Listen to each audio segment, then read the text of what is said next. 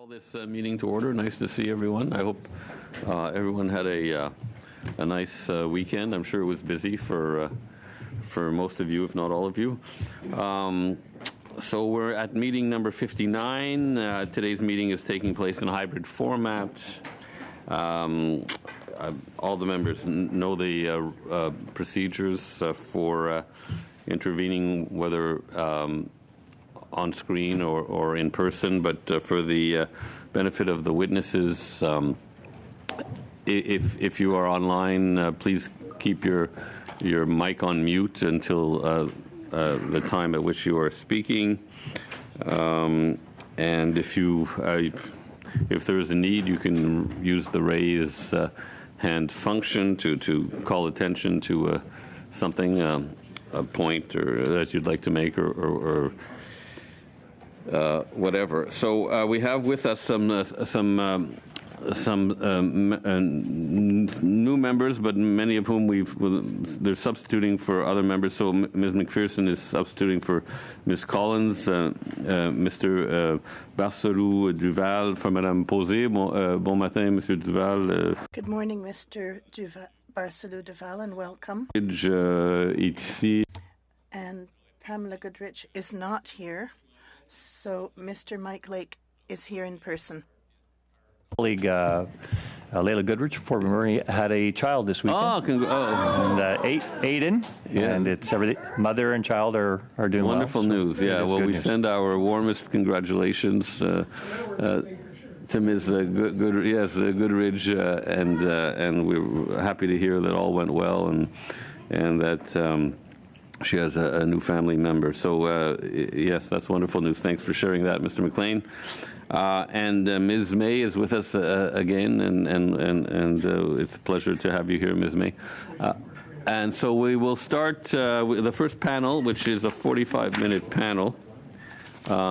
We have with us Chief Gerald Antoine, Dene National Chief, Regional Chief for the Assembly of First Nations for the Northwest Territories, and we have from the Fort Chippewa Métis Nation Association, Carmen Wells, who is the Director of Lands and Regulatory Management. So typically it's a 5-minute opening statement followed by questions. I know that the members are quite keen on asking questions and receiving the input that you have to share through that and through your opening statement. So we'll start with Chief Antoine, please. Chief Antoine, the floor is yours.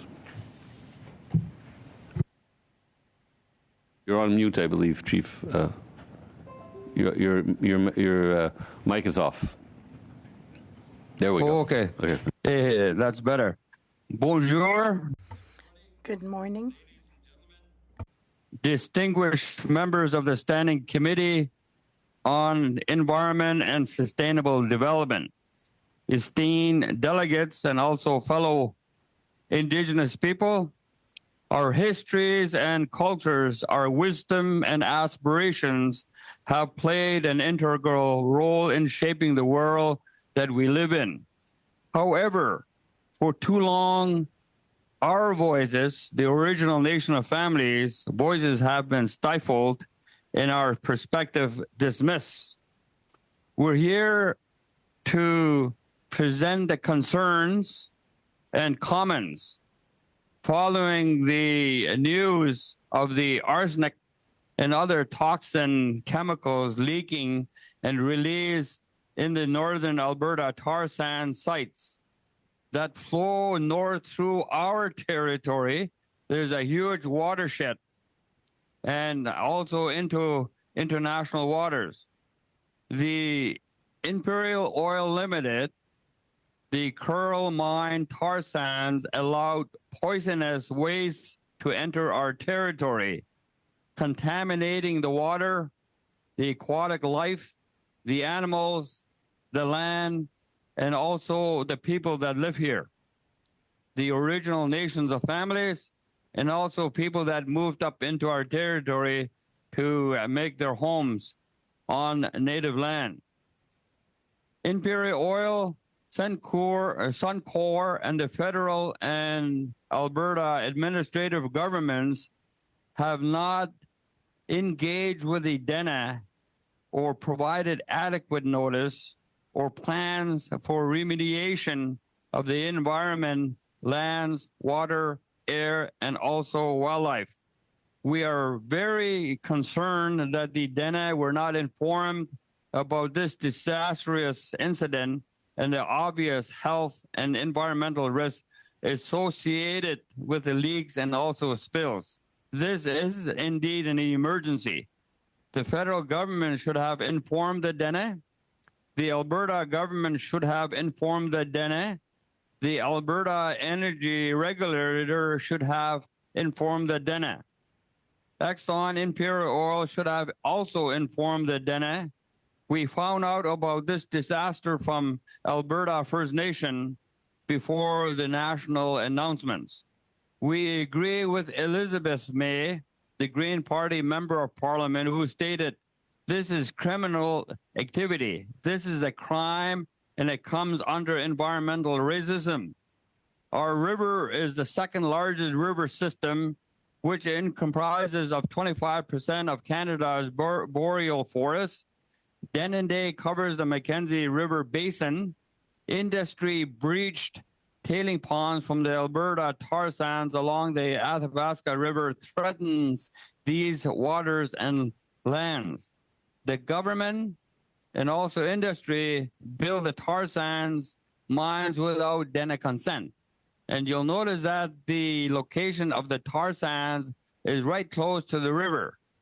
And I'm sure that people that look at the way of moving forward or looking at planning, doing things, I don't think they had any consideration about that it is really close to the river. Alberta has produced oil for the last 60 years.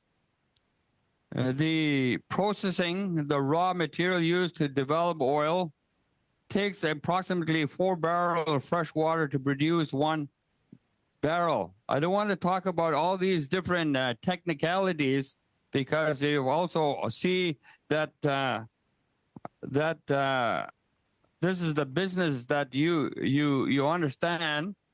What I would like to say is that the DENA have met in 1975. They talked about themselves, about ways of going ahead. One of the things that we talked about is the pressing issues.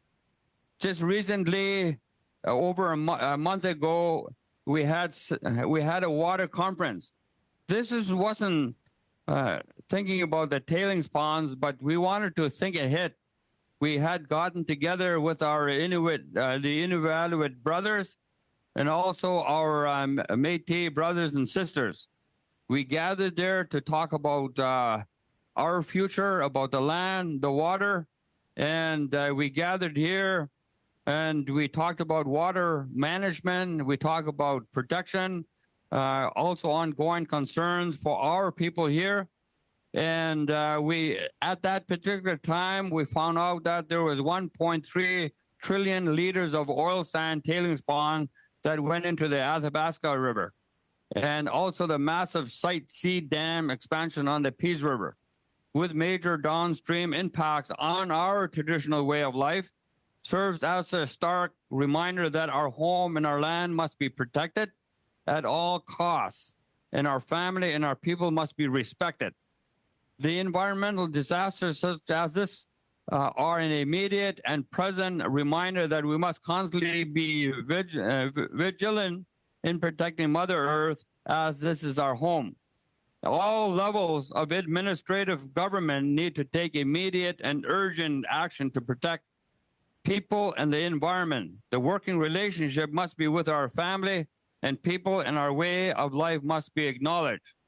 Over the next few days, we heard from elders, leaders, doctors, advocates, experts, citizens.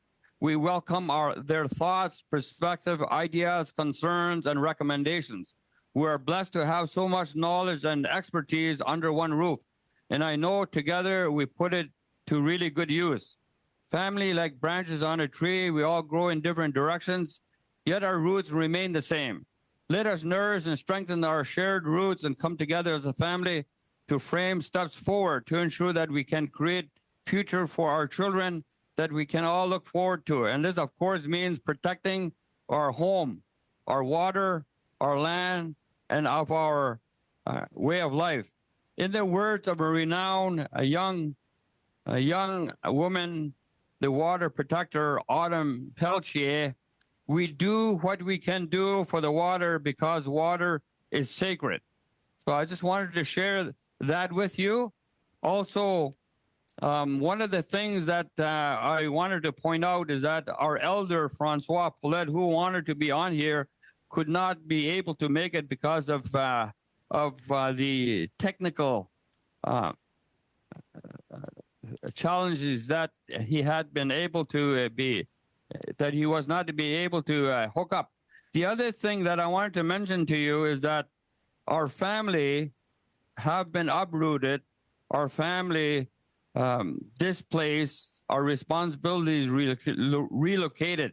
This is the message that you heard in the Indian Residential School legacy.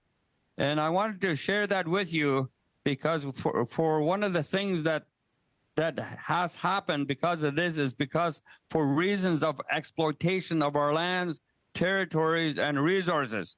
We also face challenges within these systems, such as being unable to address relevant agenda items at meetings, limited access to that affect our ability to intervene in meaningful consultation on draft decisions and also resolutions.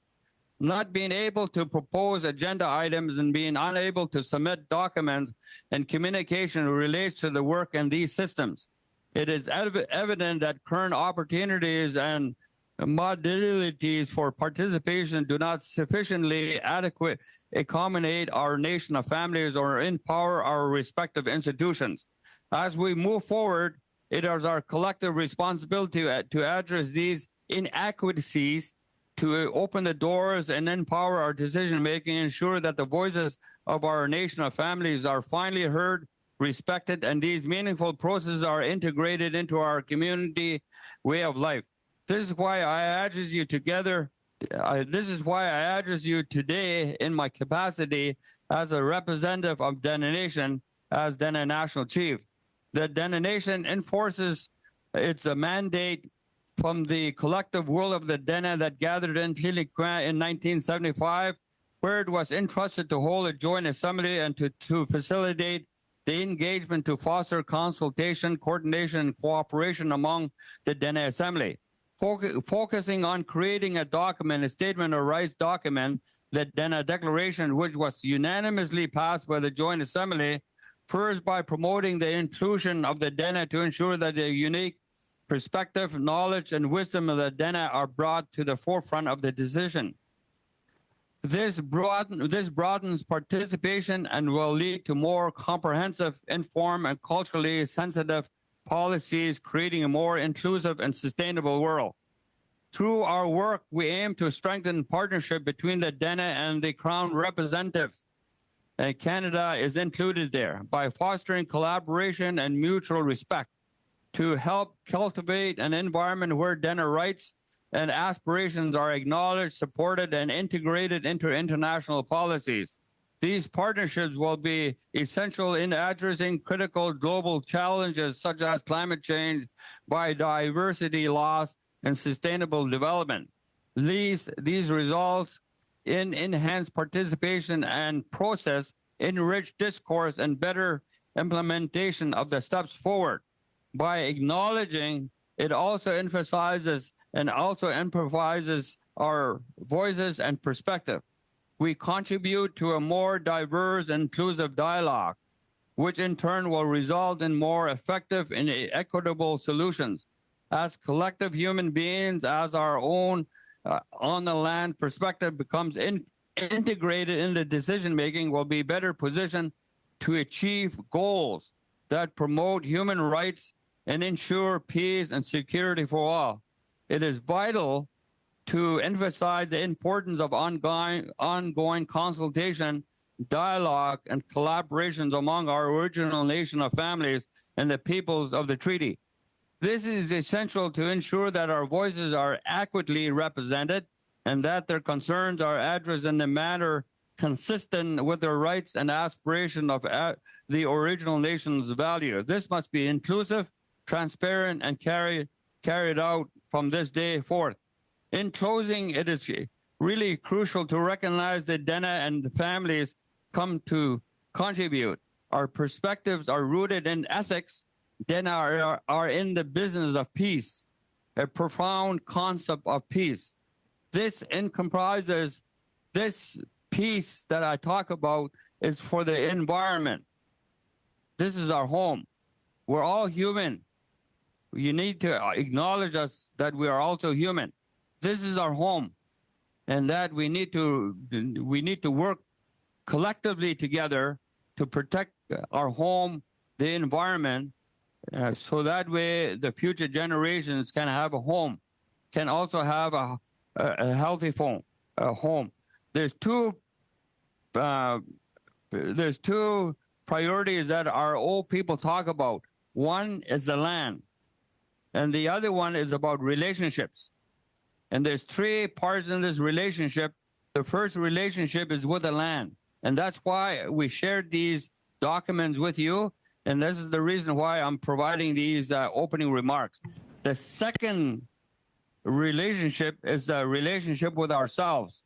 The third one is the relationship with others, and that's the reason why I'm making this present to you. We have a treaty relationship that needs to be acknowledged, respected, and also implemented. Merci, Cho.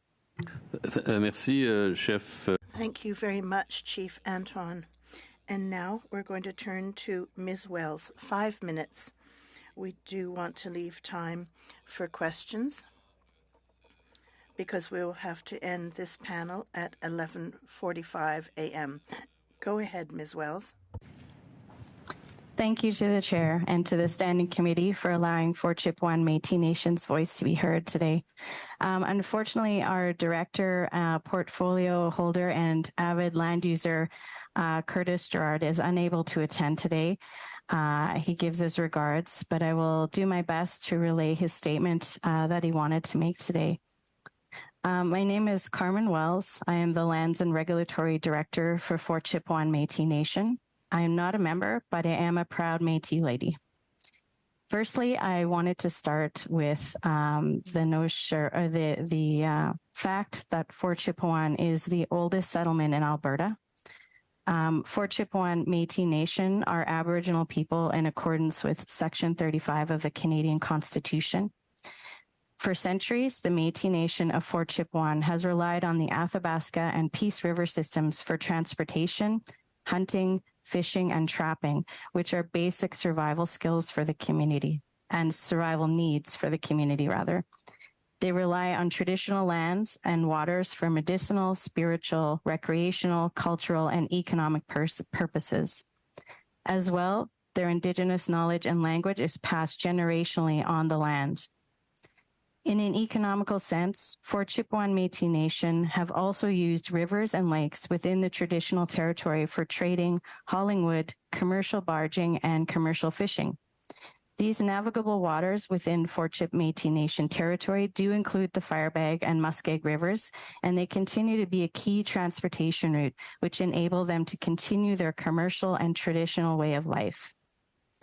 The tailings water seepage and overspill that has occurred since last May is something our community has expressed concern on for decades, the risk of tailings ponds breaking and destroying home waters. This prediction coming true will forever change the trust and confidence on the land and Alberta's ability to regulate the oil sands. The community has been on high alert since February when the overspill occurred. Community members are reporting a potential loss of drinking water sources, a loss of a place to retire, of their children never being able to swim off the dock in Fort Chipewyan again, and forever contaminated fish, which is a weekly, if not potentially bi-weekly part of their diet. We have people reporting to my office, and these are all reports to my office, these concerns that people aren't sleeping at night of fear of what news will arrive the next day. Mr. Girard was born and raised in this river system, and for the first time in his 50 years, he has a fear of getting a bucket of water from the river to cook his supper, brush his teeth, or wash his face. And he has worked in the oil sands for 20 years, and this fear has never risen before. He's also wanted to comment that you can never haul enough water to your trap lines to stay for longer periods of time. If a land user spends any amount of time on the land, there is no possible way you will not ingest water from the river and lake. Since the committee met last Monday, reports of overflows at Suncor have been on the news, and this is going to become a continuous thread. The generational trauma that has gone on with the cumulative loss of ancestral territory has come up unmeasured, but now a glimpse of Fort Chip Métis' concerns with tailings-related issues has come to light. The health of the land, water, and community needs support. As other neighboring nations have brought up last week, Fort Chipewyan Métis also requests an overall health assessment for the community. It is clear that the community is suffering from decades of environmental racism and generational trauma. The existing regulatory system is not designed for the protection of the community and land.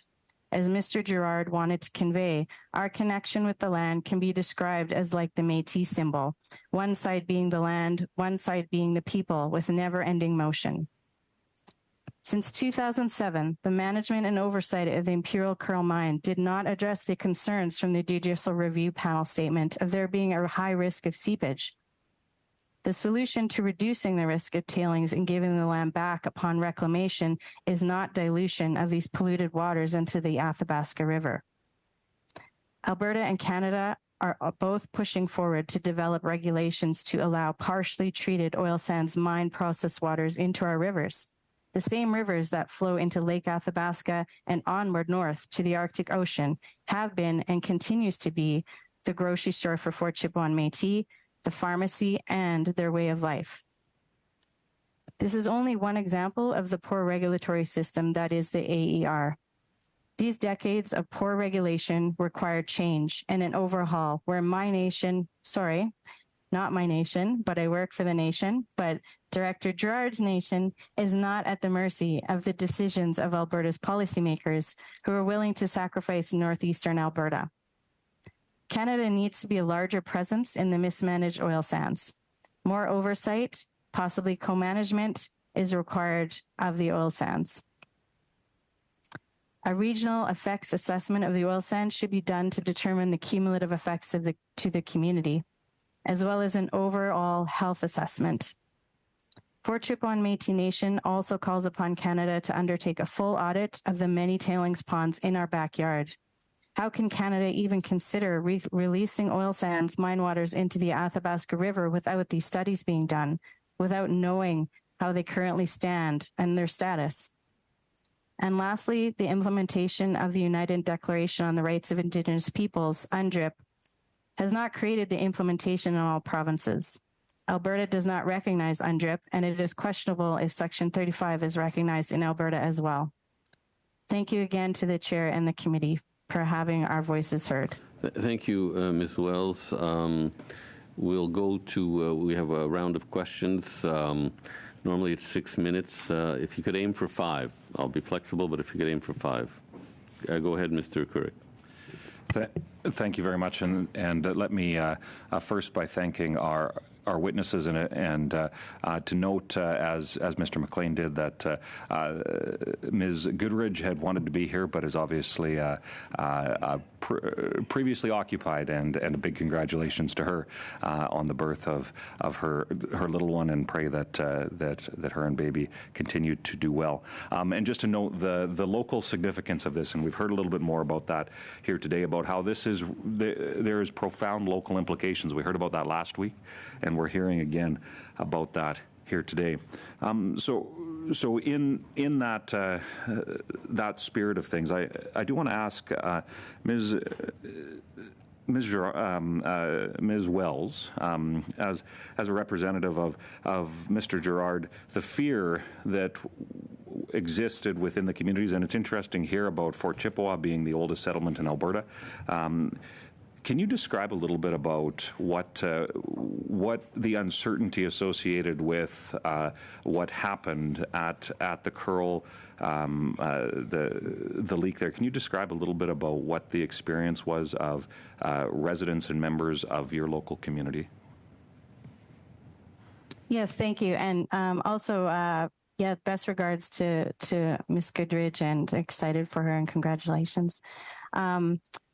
Yes, it's very, it's an ongoing issue. It is an ongoing issue that has been going on for decades. This has always been an underlying concern with the community. How safe is the water? The community relies on the water on a daily basis. It is their lifeline. It is, where their animals that they harvest come from. It has been this underlying concern for decades. But this has all brought this forward and brought it in full front of everyone's mind now. I hear about it on a pretty regular basis about the concerns. Our office is also receiving concerns. Those comments that I had put in the statement are actual comments from the community about never being able to swim in the lake again.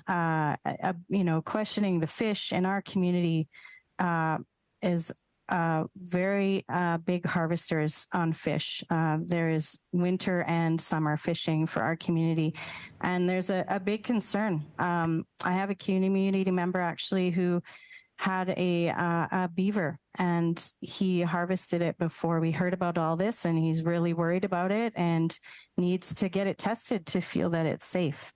If I don't mean to interrupt. It's a challenge here because we have so little time. So I would just make an offer to both of our witnesses. Please feel free to send more documentation to this committee.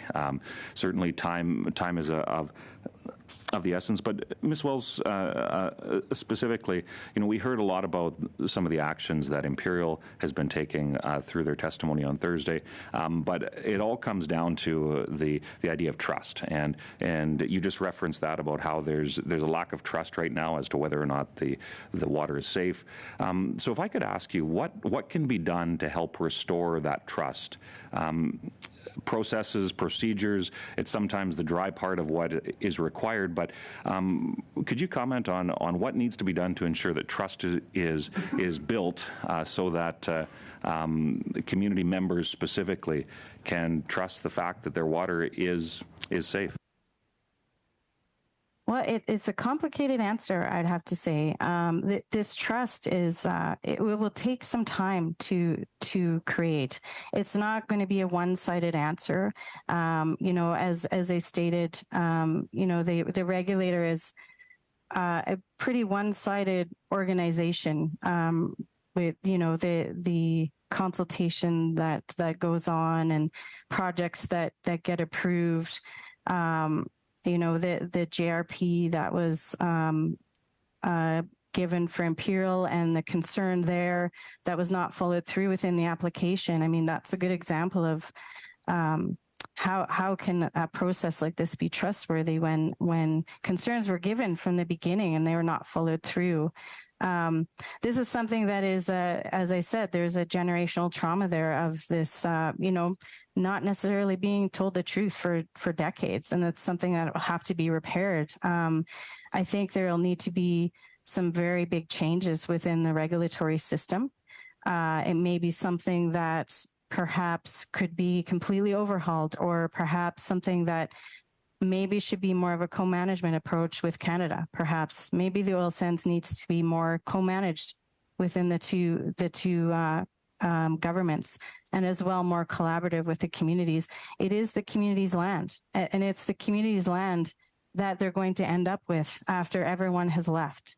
So that is the most important thing, is they're staying here, and this is the land they're going to be left with. So that trust is, sorry, I tend to ramble. Thank you. C'est correct. I'll stop there. C'est correct, mais on poursuit. That's fine, but let's continue. Mr. McLeod, floor is yours. Thank you, Mr. Chair, and thank you to the people that presented today on this various important and serious subject. My first question is to the Detonation. The Northwest Territories has viewed all the activity that's happening in Alberta and BC as high risk for contamination of our waters. We've always heard many concerns over potential leaks, potential spills. We always, every spring, the issue of contamination of ducks that are coming from the south, geese that are landing in the tailings ponds are raised. My question is to Jerry Antoine. You flagged that the requirements to inform the Dene and the Métis and the government of Northwest Territories didn't happen, even though there was quite a few bodies that could have or should have done that. You know, you talked about Imperial failing to inform, the Alberta Energy Regulator failing to inform, the Alberta government failing to inform anybody in the north. The federal government also didn't inform anybody, and that's very concerning. But it's also very obvious, and it points to the fact that the current structure of oversight is not working. So I would ask if you could just comment on what the Dene Nation or the people of the Northwest Territories envision as a structure that could work so that things of this nature doesn't happen again.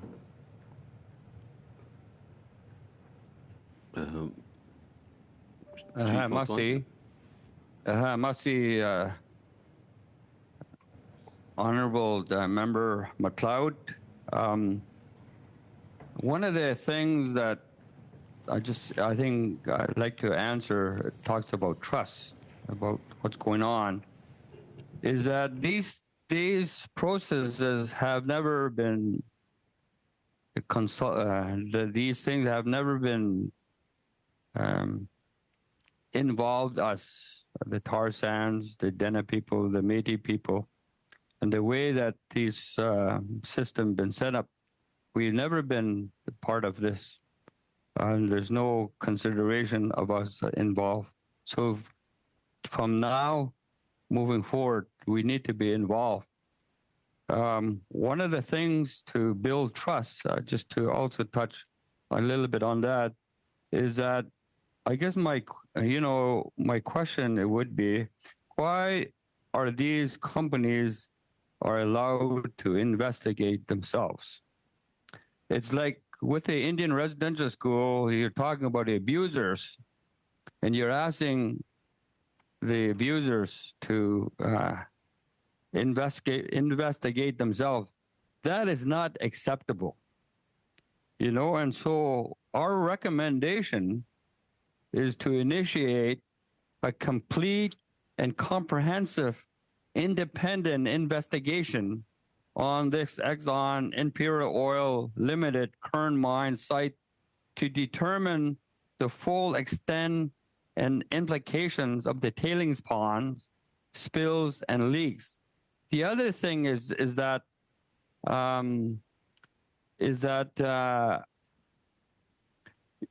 these tailing ponds in the tar sands should be fully inspected and analyzed for proper maintenance and restoration and repair.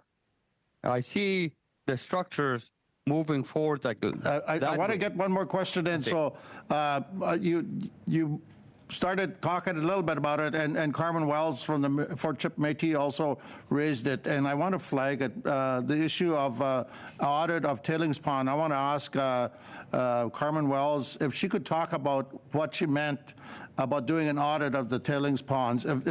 Are we talking about cumulative effects? Are we talking about going as far as doing studies on potential health risks such as cancer? We're hearing a lot about cancer concerns as a result of the water. If I could just get a quick answer on that. Yes, go ahead, Ms. Wells. You have about 45 seconds there. Thank you. I'll just keep it very short. There's a couple of things. So UNESCO did ask for an independent systematic risk assessments of the tailings ponds, which should still happen. But I am looking for a fulsome tailings ponds audit. So a review of their status, where they are now, how are they following through with their approvals as they exist now?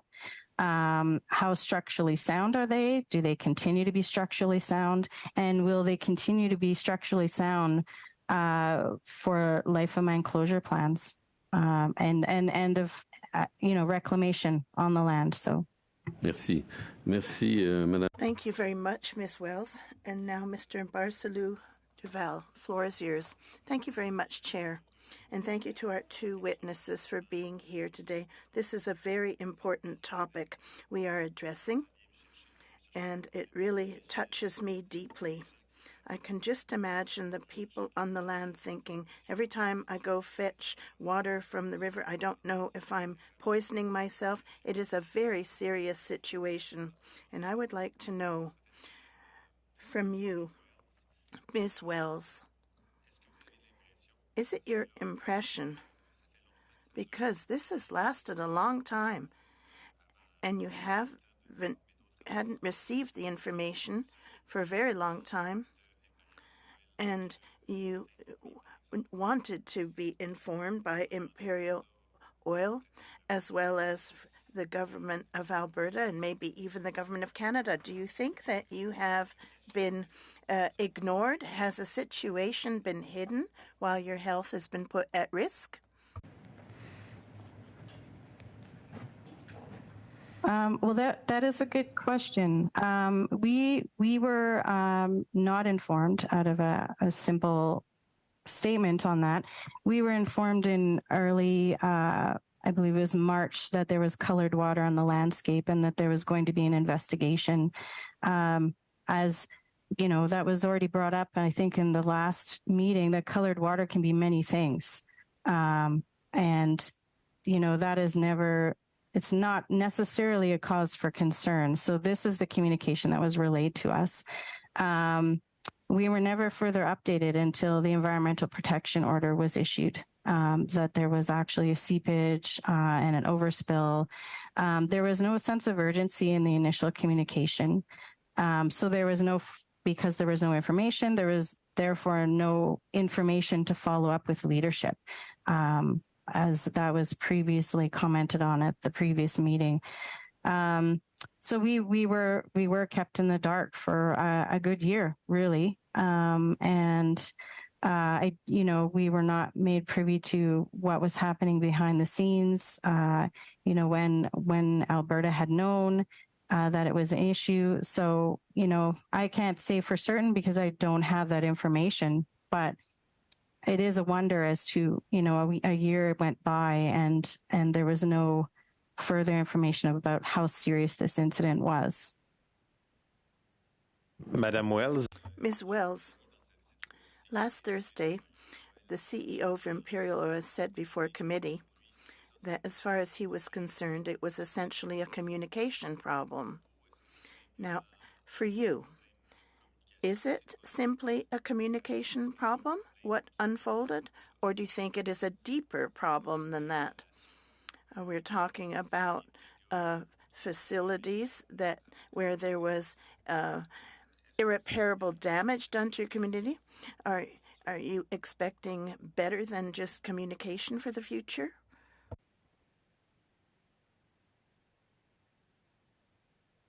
Thank you. I do believe it is a deeper problem than that. Industry proponents fall within the guidelines of the Alberta Energy Regulator. So they do as much as they are told to do within the regulatory system. And as Chief Antoine had mentioned, it is essentially industry reviewing their own plans and approving their own projects. It is a very one-sided process. And I do want to see change. There needs to be change. Like I said, this has been this whole incident was a year without any further communication. And, there's a lot of people that go out onto the land on a daily basis, and this was all happening, while this seepage was occurring, and there should have been immediate notification so that the community could manage the situation within the community itself. So there does need to be a lot of change. It's a question about the regulator, and there needs to be changes there. Would you say that there's an institutional bias in Canada? That is to protect, first and foremost, the oil industry and companies like Imperial Oil rather than protect the people on the land as a priority? A brief response, please. Certainly, thank you. I would say there is a bias. I don't have the exact numbers, but I think out of all of the oil sands projects that have gone through, I think maybe one was rejected. I'm not even sure if that's true.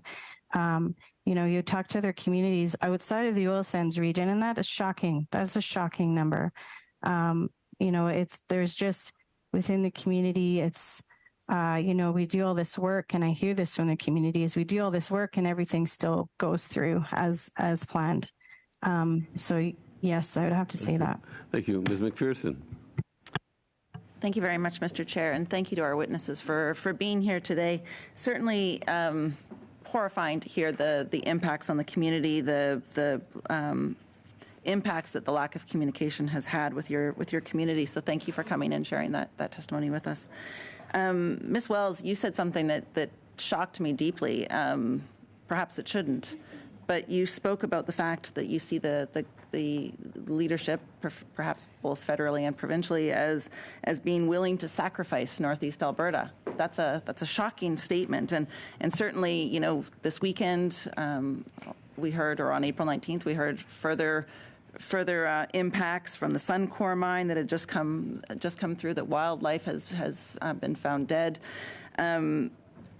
Really, this seems to me like we very clearly have a situation where the trust within Indigenous communities is broken, where the process to go forward is insufficient and isn't working.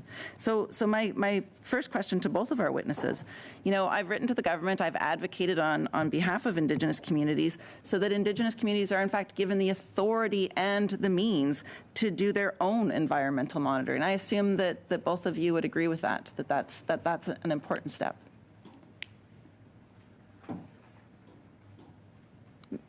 I'll let the chief go first. Chief Anton? Mercy, just to add to the last question, and that way I'll get into what you asked. The issue is a lot deeper, and it's all about genocide. This is what has been going on from day one, is that our family been uprooted, our functions been displaced, and our responsibility is relocated. We're not even, considered as human beings. And these are all embedded in the laws, legislation, and policies to date. And so if you look at the way this regulatory is set up, is that we didn't have any say in it. This is our home, and this home provides us a way of putting food on the table. We go out and we, put a net in, we go out hunting, get a moose. We also, this time of the year, the ducks and the geese come, and there's certain processes and protocols that we live in our way of life, and we go out there. And my sister talked about that what they are really experiencing is right close to the scene, and we're a little bit further down the stream, and we live in the same way of life. And so the thing is that our backs have always been against the wall. And we're saying, look, and this is the message that we also went across to the Vatican and we shared with the Pope. You know, this is the truth. And we're telling you the truth. This is our home. And it needs to be protected. And if there's going to be things that be done, then work with us. We need to set up certain things that we need to do that. However, I see that we need to take steps forward.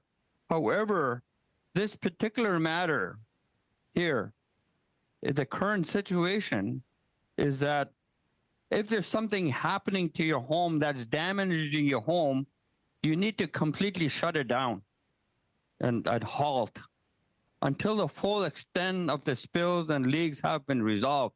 You can't just let it continue doing that, you know, making excuses, falling within the regulation. The regulation is like they're working hand in hand just to be able to allow that to happen. It doesn't really, it's really harming us. And looking down in the future, you know, this is life and death for us. This is life and death for the land, all the living things that live in our home. It's life and death for them. Yeah, thank you very much, Chief. Quit doing that. Masi. I do want to just give a quick time for Ms. Wells to actually respond as well. Thanks, Ms. McPherson. I will say that you mentioned monitoring and just to, you know, for clarity, Fort Chipewyan Métis does not have the capacity for community-based monitoring. That's something we're working towards. However, we currently do not have that capacity. But I will say in terms of the duty to consult is the honor of the Crown. And I know we've all heard this many times, but that has not changed. You know, consultation is transferred over to industry to perform and complete. So the Crown is not there. And, you know, I feel that, you know, our community, it feels fairly alone on all of this. You know, just this feeling a lack of support that all of this is happening. And, you know, if it was happening somewhere else, and I believe Chief Tuckrow did speak to this, if it was happening somewhere else, I think the results would be very different. Yeah. Yeah, thank you very much. Thank you to our witnesses for this exchange. We will now be pausing and welcoming our second panel, which I'm sure you'll want to. I'm speaking to the witnesses now. I'm sure you'll want to stay tuned for the second panel, which involves appearances by regulators. So thank you again, and we'll take a very quick break to change over here.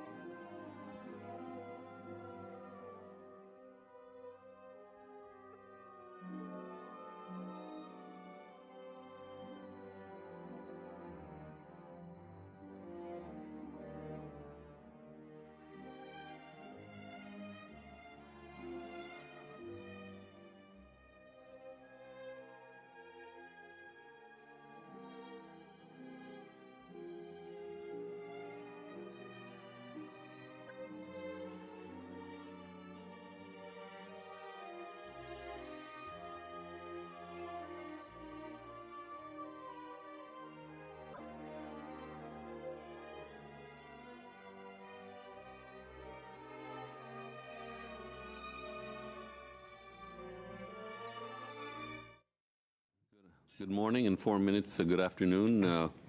Welcome, witnesses, to this second part of our meeting, which focuses on governments and regulators. I won't name everyone who's here before us because I'm trying to make sure that we have all the time we need for opening statements and questions, and that we finish on time. So we will have opening statements from three witnesses, starting with the Alberta Energy Regulator and Mr. Laurie Pouchard. Am I pronouncing? Yes. Sorry, can I have a point of order, Mr. Chair? Yes, you may, of course. Sorry.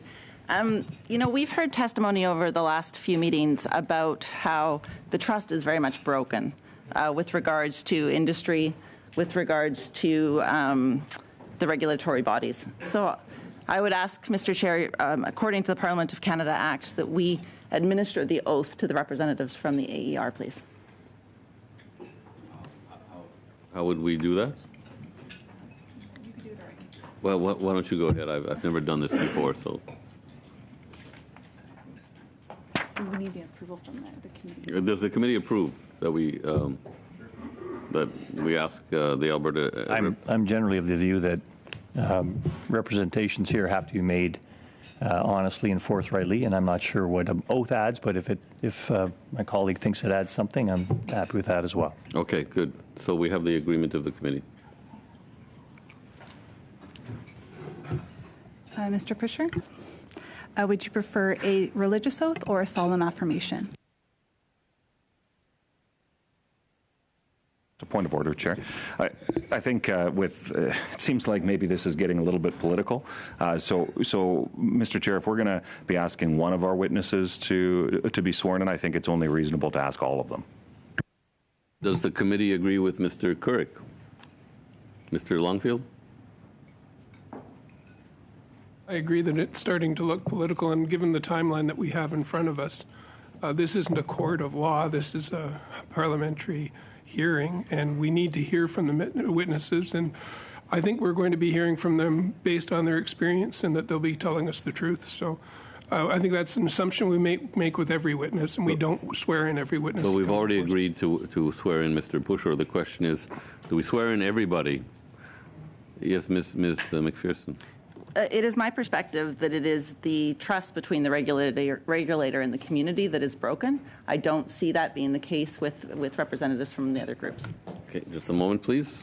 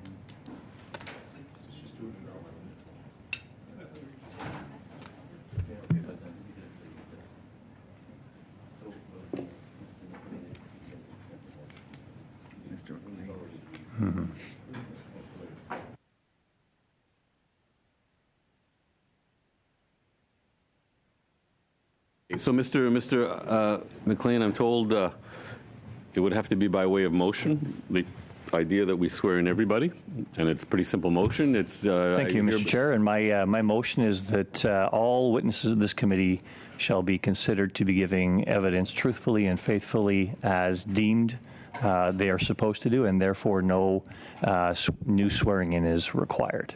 That is my motion. But we already agreed unanimously to swear in Mr. Pusher.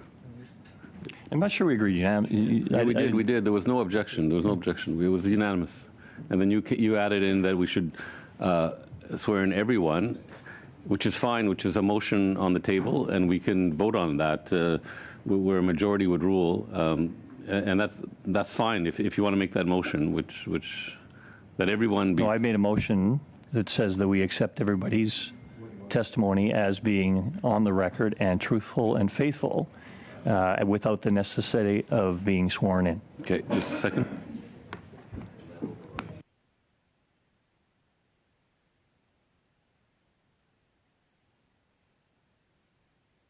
The problem is, we've already agreed that Mr. Pusher, I'm sorry about this, Mr. Pusher, we've already agreed that Mr. Pusher, and he's accepted to give an oath. That's done. We can't reverse that.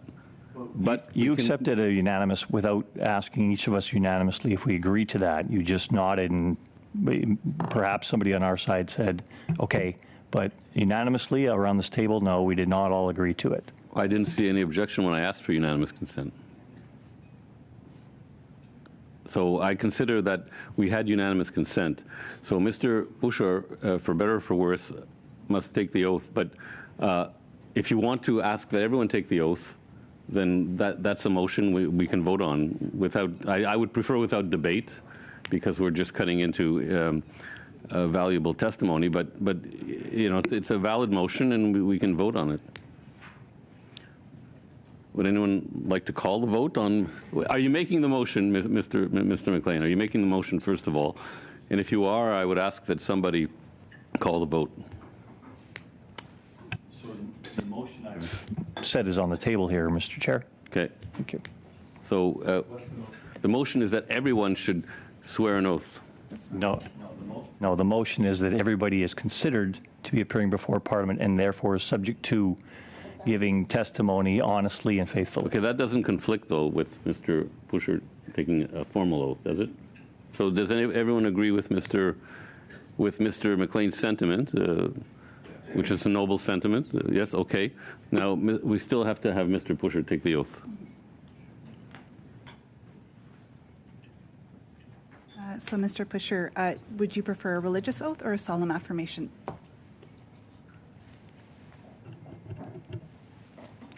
I'm sorry, I'm not hearing anything. So if you can He said solemn affirmation before you. please repeat after me. I, and then state your name, I, Lori Pusher. do solemnly, sincerely, and truly affirm. I'm sorry, this isn't working and I'm struggling to hear Oh, you. that's okay. I can speak louder. Thank you. Do solemnly, sincerely, and truly affirm Do solemnly, sincerely, and truly affirm and declare the taking of any oath and declare the taking of an oath is according to my religious belief unlawful. is according to my religious beliefs unlawful.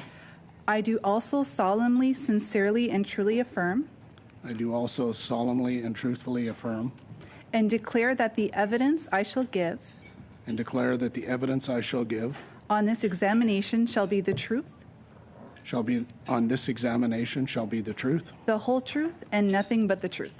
the whole truth, and nothing but the truth. Thank you. Okay, so with that, you have 5 minutes for an opening statement, Mr. Pusher. Thank you, Chairman and committee members, for the invitation to appear today where we meet on the traditional territory of the Anishinaabe people. My name is Lori Pusher, and I'm the Chief Executive Officer at the Alberta Energy Regulator.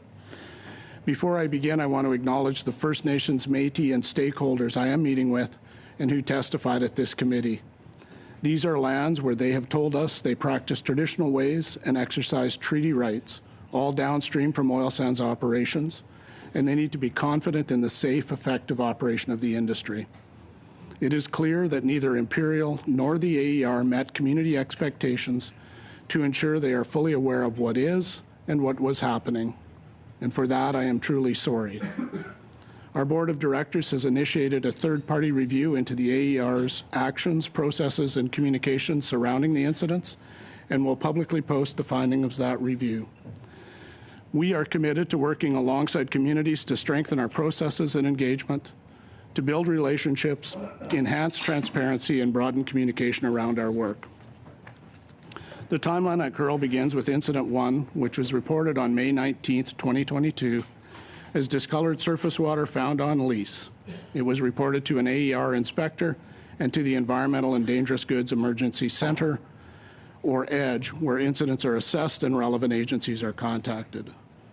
The day after notification, an AER inspector was on site to assess the situation, and Imperial was directed to undertake geochemistry and root cause analysis, install groundwater monitoring wells to determine where the water was coming from, and implement a water quality sampling and monitoring program, and to report to the AER every 2 weeks. At that time, the Imperial had a duty to inform any person who it knew or ought to know that may be directly affected by the release. On June 3rd, samples identified an indicator of industrial wastewater, but were inconclusive and suggested it could be attributed to natural sources. On August 16th, Imperial reported to the AER that the chemistry of the discolored water was consistent with industrial wastewater. With that information, the AER issued 2 notices of non-compliance on September 2nd related to releasing a substance into the watershed and failing to contain industrial wastewater. On November 29th, Imperial confirmed that the industrial wastewater was seeping through a common fill layer, mixing with shallow groundwater and surfacing at locations on and off site. Through December, Imperial was required to install additional seepage interception and delineation groundwater wells, submit action plans for source control, delineation, and remediation of the release. Imperial's plan would not have allowed the work to be completed before spring runoff and therefore needed further mitigation. Incident 1 evolved in a manner that required technical expertise and rigorous on-site inspection to evaluate and understand what was occurring. By the end of January, the AER had collected sufficient evidence and scientific analysis and was completing an environmental protection order for Incident 1 when Incident 2 occurred. On February 4th, 23, Imperial reported Incident 2 to EDGE as a 2 cubic meter on-site release of industrial wastewater due to an overflow of a storage pond. AER staff inspected the site the next day and observed that the impact extended off-site, and Imperial also confirmed that day that the estimated volume released had increased to 5,300 cubic meters.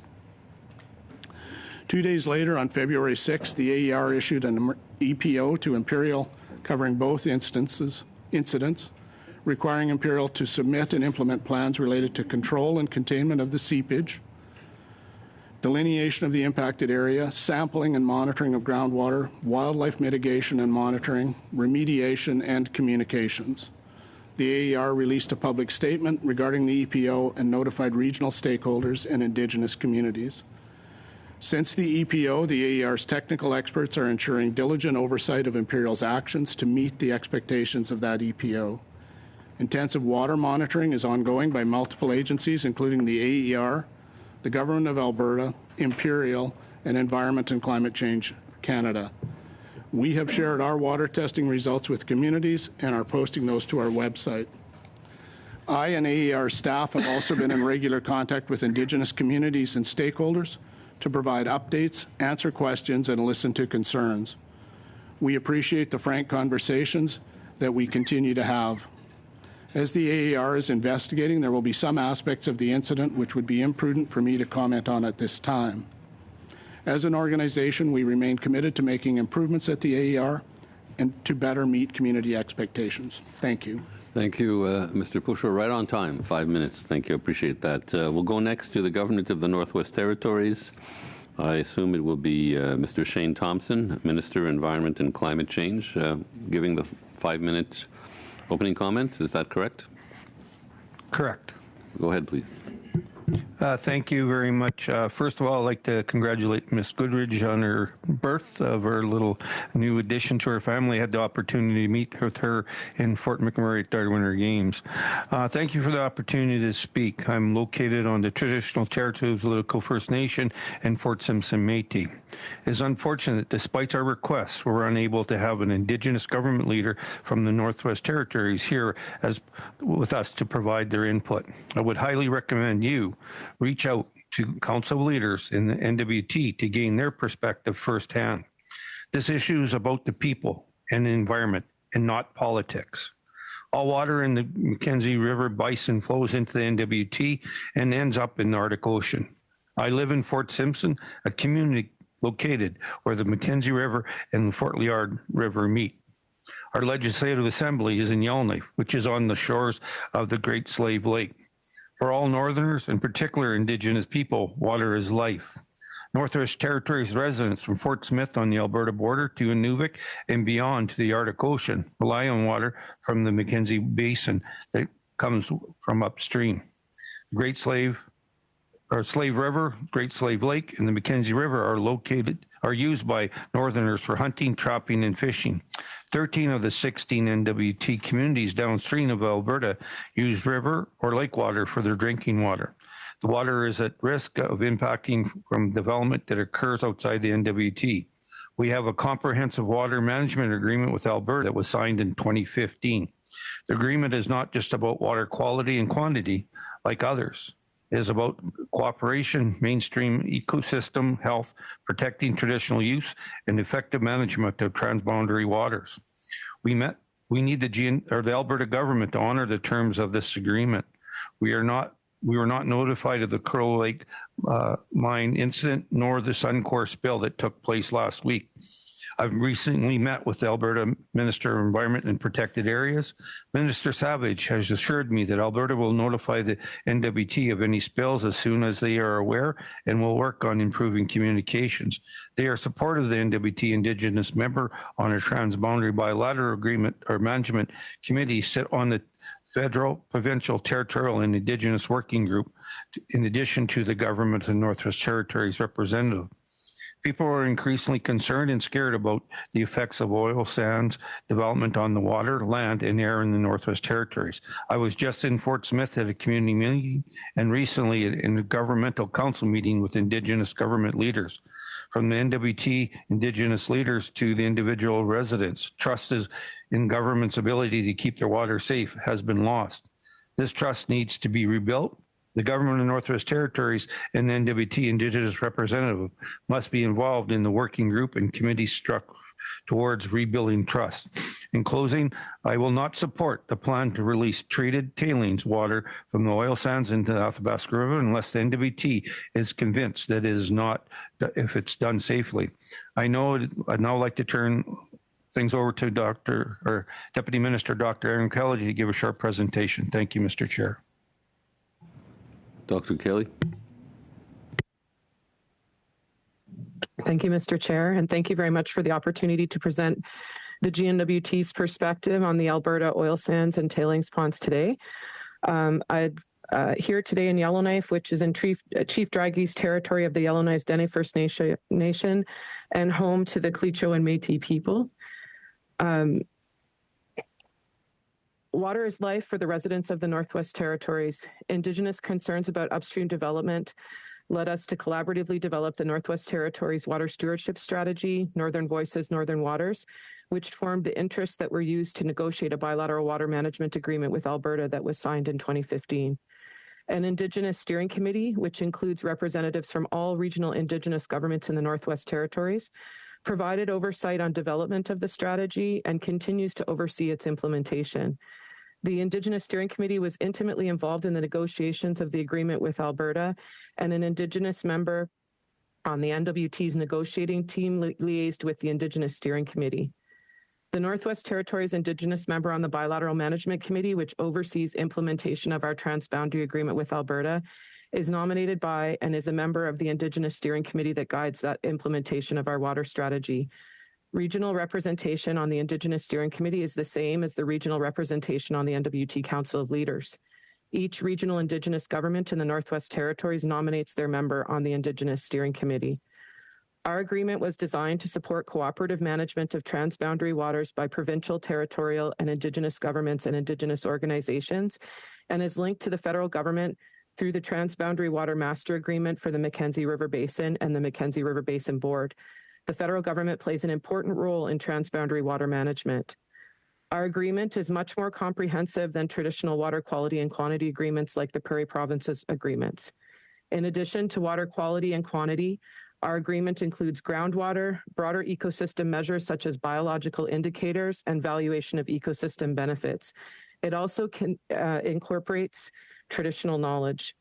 It ensures that an Indigenous member from each jurisdiction has a seat at the Bilateral Management Committee decision-making table. The agreements have been established to respect and uphold the terms of NWT Indigenous Comprehensive Land Claim and self-government agreements and treaties. Dr. Kelly, we're a minute over. If you have another 10 seconds, that's fine. But maybe if not, we could leave it to questions to tease out the information that you want to get across. I'll leave it to the minister. Thank you. Okay. And from the regional municipality of Wood Buffalo, we have Mayor Sandy Bowman. Go ahead for 5 minutes, Mayor Bowman. Tanse, Glanite, bonjour, and good morning, everyone. And through the chair, I'd like to start by thanking the honorable members of the committee for this invitation to be here today. It's appreciated, and while continued dialogue is very important, I wish this meeting was taking place under different circumstances. My name is Sandy Bowman, Mayor of the Regional Municipality of Buffalo, and I'm joined here today with our Chief Administrative Officer, Mr. Paul Thorkelson, who will be here to answer any questions you might have about the municipality's work since learning of this situation. Now, I know now you all know or are well aware of the issues that have been at hand and the points everyone's been making, and you've all heard recently of what's going on, so I won't go too much into that. Today, I'd like to provide with some additional perspective. The regional municipality of Buffalo is often known as being the home of Fort McMurray and the heart of Canada's energy sector. But it's much more than that. The region is on Treaty 8 territory, traditional lands of the Cree and Dene, unceded territory of the Métis. It's northern, remote, and diverse, geographically and culturally. Including in that is Wood Buffalo's National Park. It's Canada's largest national park.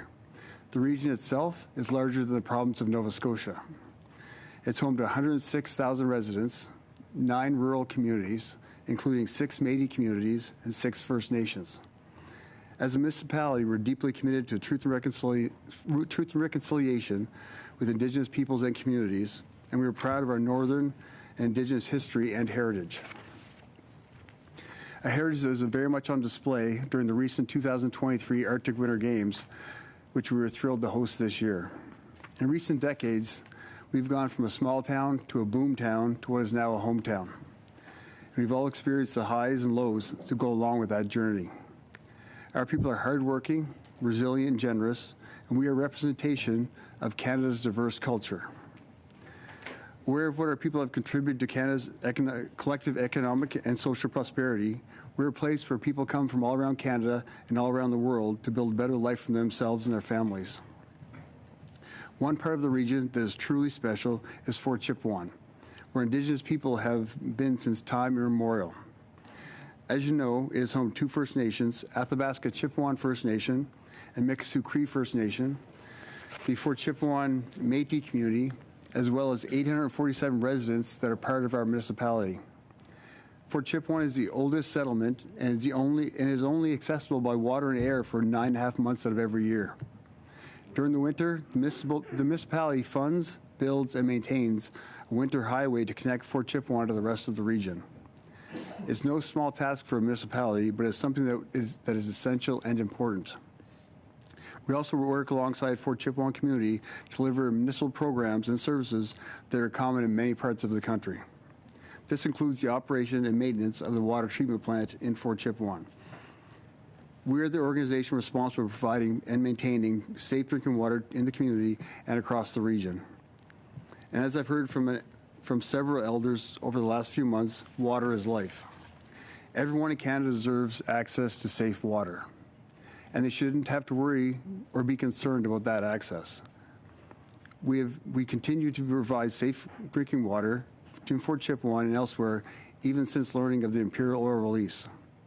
My regular conversations and meetings with elders, Chief Adam, Chief Tuckero, President Cardinal, leaders, and community members have made it quite clear how important this access is to safe, clean drinking water.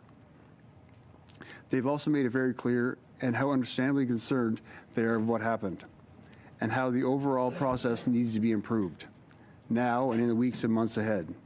There's much work to be done, and we're both here to support the community in any way we can on a path to move forward. And since we've been aware of the incidents, AER has been very well communicating with the municipality by phone, by text, by calls. So I have to definitely give them a shout out for what they've done since learning of this with the municipality for us. And a following note, I have a couple minutes left. Big win for the Oilers last night. Everyone's probably pretty happy. You have 30 seconds left. You have 30 seconds left. Yeah, it's 30 seconds left. So I also want to congratulate Layla Goodrich on her newborn 4 weeks early. And we'll be here to answer any questions if you like. And drop a quick good luck to Toronto Maple Leafs, considering where I am right now. Okay, thank you. Alors, je tiens à vous dire. I wish to tell you that in addition to the witness who have taken the floor, we have in attendance here representatives from the Department of Energy and Climate Change, and they are here as resource persons, and we can ask questions of them if we so wish. Now, let's begin with the first turn. Mr. McLean, the floor is yours. Chair, on a personal note, first of all, Mr. Pusher, let me apologize for the way you were treated differently from all other witnesses at this committee. It is usually not done that way. But now, professionally, Mr. Pusher, you're the president and CEO of the Alberta Energy Regulator, a quasi-judicial body acting at arm's length from any government, set up this way to make sure we engender trust in the way we develop our resources in Alberta. I recall your appointment 4 years ago, and it was received in Alberta amongst the industry and amongst people as being something refreshing. We were looking for you to fix what was a broken regulatory system at that point in time.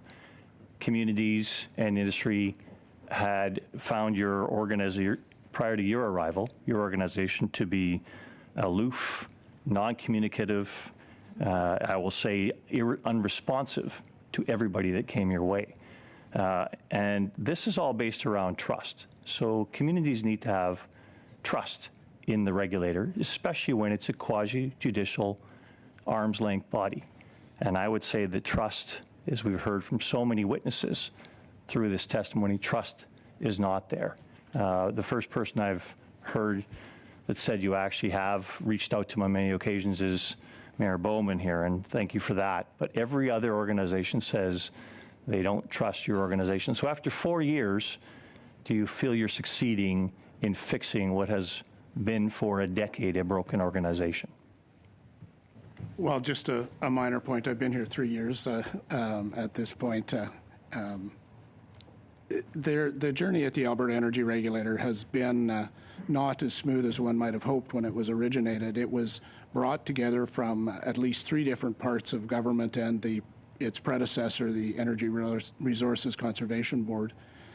And through that time, got involved in some things around international consulting that resulted in a number of investigations in the period prior to my arrival. Those reports into those proceedings had just arrived, and so we did a number of things at that time.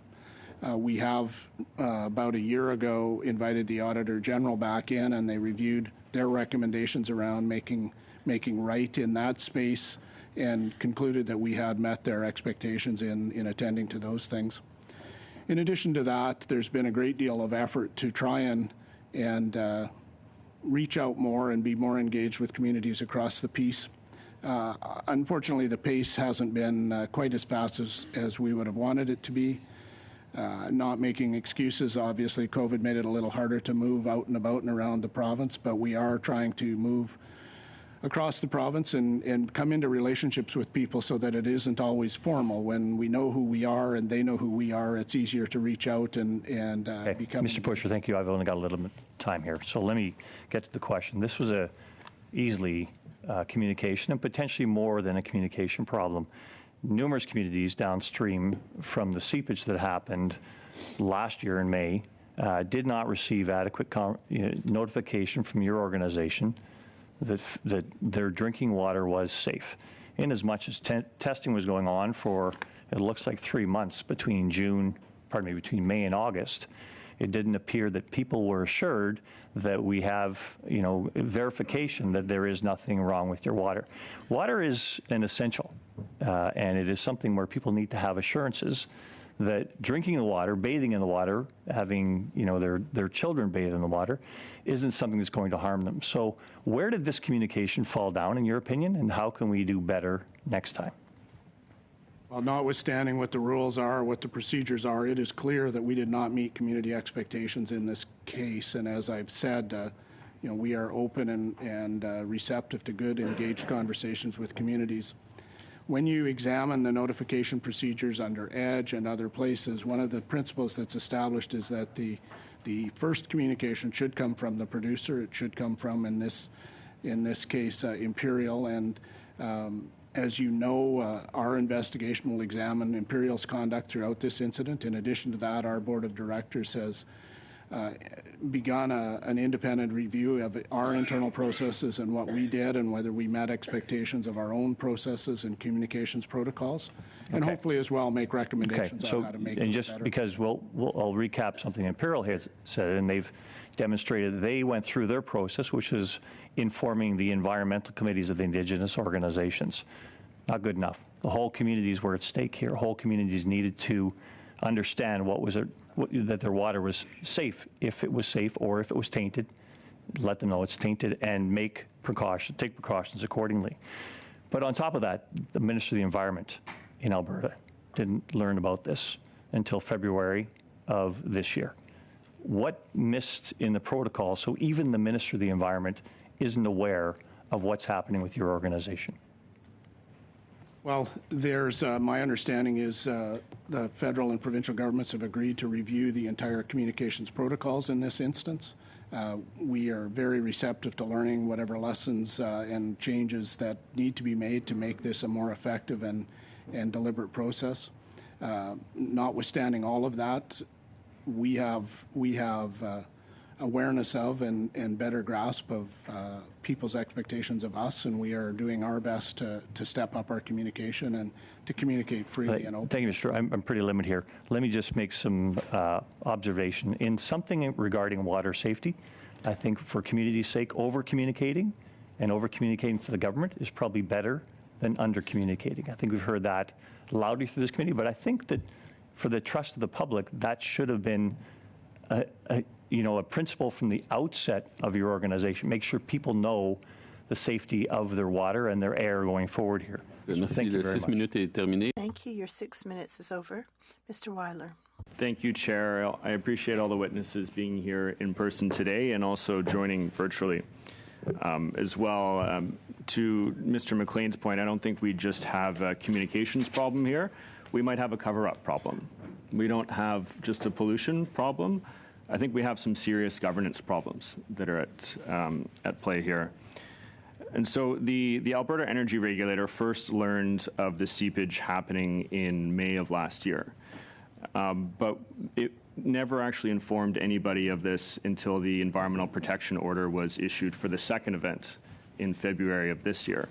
So why was this ongoing seepage not reported to the federal government or for the Northwest Territories, for that matter, considering the agreements that are the intergovernmental agreements that are in place between the Alberta and federal government and also Alberta and Northwest Territories government? There are a number of extensive communications protocols in place. The EDGE system, as I mentioned earlier, is a government-to-government agreement that involves a number of regulators and a number of governments. That system has procedures and protocols outlined in it.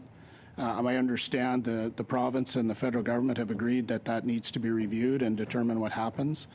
As I mentioned in my earlier comments, this was an evolving situation as more research was done over the course of time to understand what initially was reported as some orange iron oxidization staining on the land. As we work through that, and I think as we work through the independent review, we are going to learn a great deal about in a unique circumstance like this, the kind of communications changes we need to make so that everybody can be informed. And of course, our review will also our investigation will also examine Imperial's conduct and whether or not their performance was as it should be and whether or not there's room for improvements there as well. Thank you. So my question really revolves next around what level of disaster would need to take place for this information to be communicated then? Well, the protocols outline some very clear things. For Environment and Climate Change Canada, they established their protocols. One of the data points that Imperial has reported and has been verified by the other testing is that there has been no evidence presented that this reached a waterway, that it was delineated as part of the work that was done, and that work has been verified by further testing, some we've done ourselves to verify the results that Imperial is providing us, but also Environment in Alberta as well as Environment and Climate Change Canada. So at that point, I think there's some really important conversations that need to happen to strengthen and improve matters around tailings in the oil sands. And so when Imperial first notified the AER of the ongoing seepage in May of last year, why wasn't an environmental protection ordered until the second event took place in February of this year? Well, as I've said, this was a bit of a different situation in terms of seepage, and so it took some significant analysis and testing to understand what was happening on the ground and where it was coming from. As that was verified, and we worked through our regulatory protocols, we reached a conclusion in January that an environmental protection order would be necessary and appropriate, and at that time we also knew that we needed to step up the communication extensively around that. Thank you. Just in the last week, we've seen two very significant events that were reported by industry, both with Suncor and the 6 million litres from their settling pond that was made its way into the Athabasca, as well as the bird kill event that Ms. McPherson mentioned earlier. What is the Alberta Energy doing, if anything, to proactively prevent these types of damaging events from taking place, or is the regulator simply waiting for when the industry will decide next to report such an event taking place? We have an extensive oversight program that we do. We have an inspection strategy for each mine site, and that's implemented over the course of the year. We bring in various experts to support those inspections and understand what's happening out there. But first and foremost, it's the operator's responsibility to be running those types of inspections and sweeps and doing so on a very diligent and aggressive basis. And so part of our review is to see that they're performing the way we expect in these spaces. In both of those instances, we will be investigating what happened to understand what occurred and why, and if there are to be any consequences for those operators in that case. The bird incident is an example where we've, notwithstanding what our formal policies and procedures might state today, understand the public interest in what's happening, and so we communicated on Saturday morning what was happening with the bird and wildlife incident at Suncor's facility. The release into the Athabasca, again, we were on site swiftly and out to check exactly what was happening. It is an approved settling pond, and so that water can be released, but it exceeded the limits for TSS that should be in there. And so we're investigating that incident as well. You mentioned in your opening that that Imperial has a duty to inform when someone or when any person who knew or ought to know that they might be affected by that issue. And you mentioned that Imperial notified you that they had communicated this. And what exactly did Imperial let you know about that communication that took place? Briefly, please. Well, first of all, they advised that they did communicate in May. They've advised that to ourselves, and I think they've advised that in public statements. I'm going to be a bit guarded in what I say because their performance in meeting expectations is part of our investigation, and we'll be examining that. In addition to that, of course, there's a number of protocols already.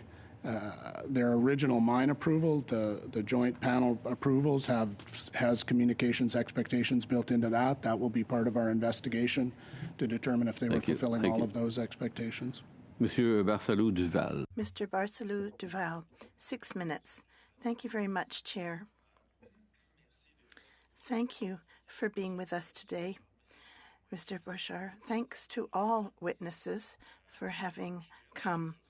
I would like to come back to a few elements. At an earlier meeting, Mr. Carson of Imperial Oil mentioned that the incident was a communication problem, and that seems to have been said by others as well. I'm wondering if it wasn't more than that. I believe that the responsibility is more than just communication. The responsibility is also in regard to what comes out of those basins and any contamination. And if there is seepage, it's not just a question of communication. You have to stop the seepage and you have to inform the neighbors and make sure they're not poisoned. Can you confirm that as of today, Mr. Pusher, there is no more seepage and that residents don't have to worry about their drinking water? The emergency protection order, as I outlined, has a number of expectations of Imperial in doing that. The first and foremost is to reestablish the containment areas and make sure that the interceptions are in place to stop any further seepage entering beyond those containment zones. To that end, they've drilled a number of wells, installed some extensive Merci, je comprends. Thank you. I do understand that you cannot confirm there are actions underway to make sure things are safe, but you cannot confirm then that there is no longer any seepage from the basin. Now, I'm not an expert in operations, but I can imagine that you don't let more water accumulate in that basin, or is water continuing to accumulate there? Well, as I was saying, they've done an extensive amount of work to establish what is intended to be effective containment zones. In addition to that, we've required them to expand the water monitoring and the groundwater monitoring infrastructure all through the impacted areas. So they've drilled in excess of 115 monitoring wells across the area. That helps delineate the reach of this contaminant. And as you know, this was in northern Canada. The temperatures are such that many of those wells are still frozen, and so water is just beginning to move, mostly on the surface right now, and we'll have extensive monitoring throughout the period. In addition to that, Imperial has been required to have further mitigation so that if it isn't working the way they intend, what's next, and that's normal for any regulator, that we will continue to escalate as required and as the evidence requires.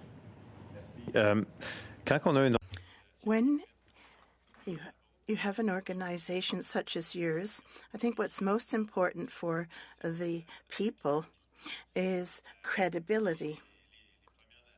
The First Nations who've come as witnesses for us said that they'd been kept in the dark and that had greatly undermined their trust in the Alberta government, the Canadian government, and in Imperial Oil. What also happens is that people no longer have any trust in you if you do not communicate sufficiently. Have you taken measures to restore this trust, to see to it that in the future this never happens again, but that the First Nations trust that you are going to take action? Well, first of all, First Nations leaders and other community leaders have made it very clear that they expect more communication and they expect more effective communication. So we have taken a step in the environmental protection order, we compelled Imperial to have a communications plan as a part of that order. We are monitoring their performance in relation to that. In addition to that, we have undertaken to provide weekly updates to all of the communities. I am in touch with many of the leaders of those communities on a weekly basis as well. We have started posting our water testing results on our website, and we're sharing those directly with the communities so that they can see the results for themselves. That's been a clear message they've been emphatic about. We have compelled Imperial to be releasing their data as well, and I believe other regulators that are testing in the area are sharing their data. In addition to that, water quality beyond the immediately impacted area into the rivers in the area is a regional collaborative monitoring program that involves the Government of Alberta, the Government of Canada, and a number of those communities in the region. And that data is shared with all of those communities directly. And I would also note they're just stepping up to make that more readily available on a website there as well. And finally, I would just say that Alberta Environment and Protected Areas has also invested significant money to expand that river monitoring over the course of the next several months. Merci. Thank you. I have information that for 20 years there's some 140 million liters of different substance that would have spilled in the Northwest Territories. Is it your impression that these containment ponds aren't some kind of potential, bomb? There's always a risk of contaminating people living in the area? Tailings management, of the tailings ponds across all of the mines in the oil sands area start with the approval in the joint panels. All of these mines were approved by joint panels. And there is an extensive amount of attention paid to what the tailings management plans are in that program. There was very open and broad-based communications and hearings around those approvals that they came through. In addition to that, each company is required to file an annual report on their tailings management and what's happening with their tailings program. Thank you. That includes in that a community notification of those results, and I would just say there's a 5-year renewal of those plans. Okay, we'll go to Ms. McPherson now, please. Thank you, Mr. Chair. Mr. Pusher, during COVID, the water monitoring for these communities was halted, and Indigenous communities found out from the media. At that time, you said that the AER would do better, that they would do a better job. So from my perspective, what we're seeing is the AER failing Indigenous communities, failing to communicate when disasters are affecting their communities, saying sorry, and then doing it again. And I don't see any other way we can interpret this. Continually coming forward and saying we're going to do better without actually doing better is not particularly helpful. Mr. Butcher, I'm going to ask you a series of questions. I'd ask that you be very concise with the answers, please. First question, has the AER conducted deep groundwater monitoring around the Curl site since the excessive seepage was first reported in May 2022? We have compelled Imperial to do that deep groundwater monitoring. We have been doing verification monitoring of our own to confirm that the results we're seeing from Imperial are consistent with our verification. And have you found evidence of toxins associated with process-affected water in that deep groundwater monitoring? Yes. There have been positive tests across the impacted area for some time. We, based on the testing results that we've seen, the area of the reach of those contaminants is defined and contained, and that's the program we compelled Imperial to put in place with 115 plus monitoring wells. Did your testing indicate elevated levels or exceedances for any of the following? Polycyclic, aromatic, hydrocarbons, total sulfide, total selenium, fluoride, nitrite, total aluminum, total iron or dissolved iron, or total zinc? I'm sorry, I can share with you our monitoring results, and you can see those. You've named a number of things that off the top of my head I'm not going to be confident Have you shared these measurements of toxins with the tailings with First Nations or Métis groups that are living in the area? Our results, our verification results have been shared, and I understand Imperial has shared their results as well. And I would note the two indicators that we've been seeing predominantly is F2 hydrocarbons and naphthenic acids, and I'm not sure how those apply to the list you provided, but those are leading indicators and the ones where we and others are watching quite closely. So just to confirm, you have shared all of the information from the deep groundwater monitoring with Indigenous. All of that data has been shared with Indigenous and Métis communities. All of the data we've gathered has been shared, and I understand that we were instructing Imperial to share theirs, and the last report I had suggested they had. Last week, Mr. Younger from Imperial Oil stated that Imperial installed, and I quote, very shallow trenching with well points and pumps, end quote, and that this is to intercept the ongoing seepage. He then went on to say in response to my question of whether or not the Curl tailings ponds is continuing to seep into Treaty 8 wetlands, quote, we've intercepted all seepage. Given that we have found that AER has found in the deep groundwater monitoring outside of the Curl lease area excessive levels of these toxins associated with tailings, would Mr. Younger's statements be considered true? Well, the Imperial containment facility has always had deep intercept wells that if there's any evidence that there might be something moving through that within the containment system, move those products back into the tailings system. what we do know is that there was an impacted area, and it's just thawing now, and so it'll take a bit of time to see whether that in fact is contained and steady state, or whether in fact there's any evidence that anything's moving this way. So you are finding toxins outside of the Curl site. There is an impacted area, and you are continuing to allow Imperial Oil to put tailings into that system. So that the closed system that we've been told about. So, you know, Imperial has said that this is a closed loop system. Clearly, it is not if the toxins have left the site. So Imperial was instructed to create a plan to reestablish those containment systems. They've done so at the 4 impacted areas that have been identified. That work is nearly completed. We've been providing detailed weekly updates to First Nations. You can see them on our website to show you the progress on the work that's being done. Thank you. Can you tell me, when did you inform any provincial government representative of the seepage that you first learned of in May 2022? Me personally? The AER. When was any representative from the provincial government notified? Well, you know, we do have a review that's being conducted by our board of directors, and so I think it would be best to leave that. So you can't tell us the date that you let the provincial government know that this was happening?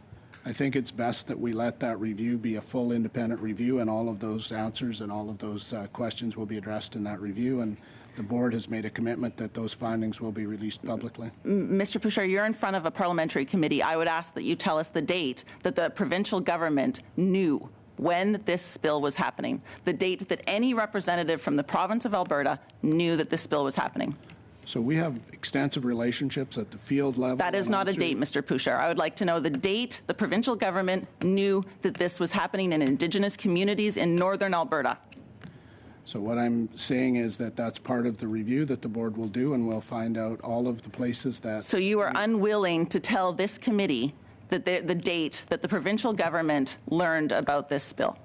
I can speak to when I communicated to the provincial government. Please do. I communicated to the provincial government 1 or 2 days prior to the emergency protection order being issued. And anyone else from the AER? Did anyone else from the AER contact the province of Alberta in May 2022 to tell them what was happening? That is all part of the review that our So you board refuse is to doing. tell us that information? I'm telling you Okay, that. the time's up. Time's up. Before we go to the second round, I have a question, actually. If I may quote from an article in the Globe and Mail last week, it says, however, independent sampling commissioned by the regulator concluded last week that a small fish-bearing lake at the northeastern edge of the Curl site now contains levels of toxins that exceed government guidelines. The lake, which feeds into a tributary of the Firebag River, also contains naphthenic acids, which are formed from the breakdown of petrochemicals, etc. So my understanding is that there's monitoring going on around this lake that feeds into the Firebag River. Am I correct in assuming that? Yes, it's commonly called within the mine plan Water Body 3. But my question is, even if the monitoring shows that there's seepage into the Firebag River, what really can be done about it? It's at that point it's permeating the environment. It's in the water flow. So is the monitoring just to, I guess it's to alert people, obviously, but there's really no remedial action that can be taken, I would think. So Water Body 3 exists about 2/3 on the mine site. It is part of the approved mining plan under the Joint Review Panel as a settling pond and a containment pond. So it is integral to the long-term mining strategy.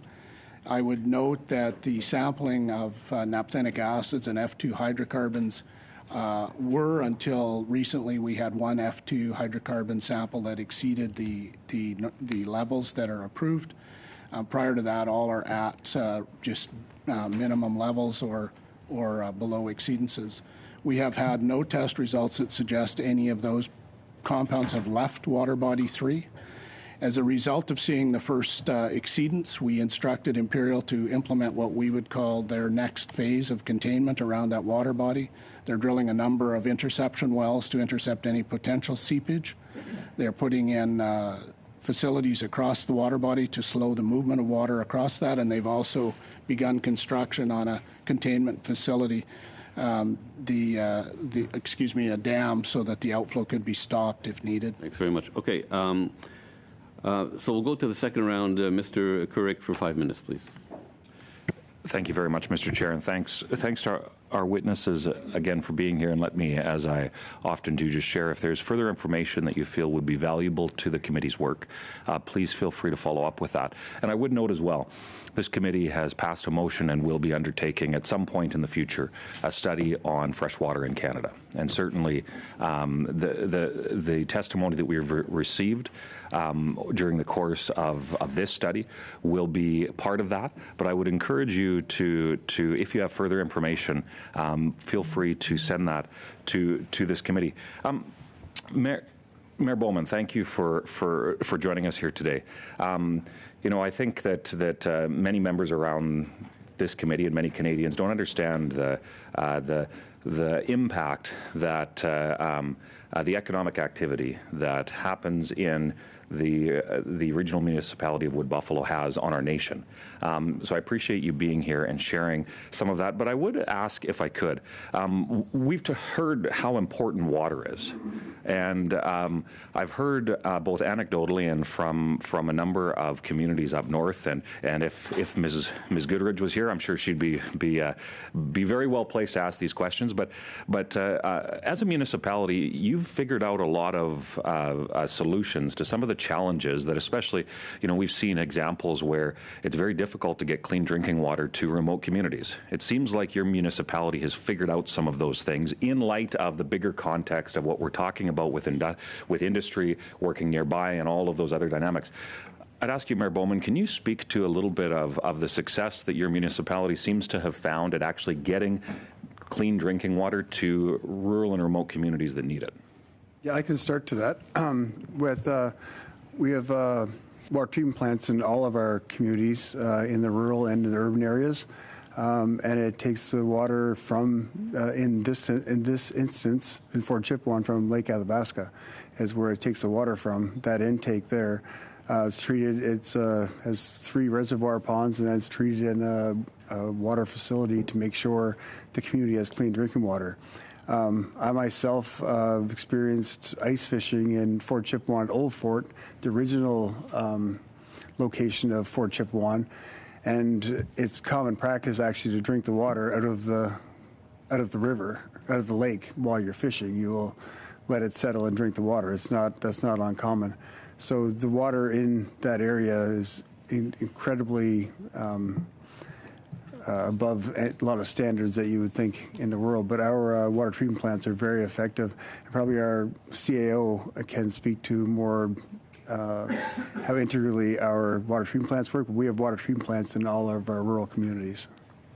I invite you, Mr. Thorkelson, if in about 30 seconds you could, because of course time is short. Certainly. As Mayor Bowman pointed out, the community of Fort Chipewyan has a modern water treatment plant. It was expanded and upgraded as recently as 2019. It is at the top of class in terms of provision of drinking water that meets and exceeds the Canadian drinking water standards.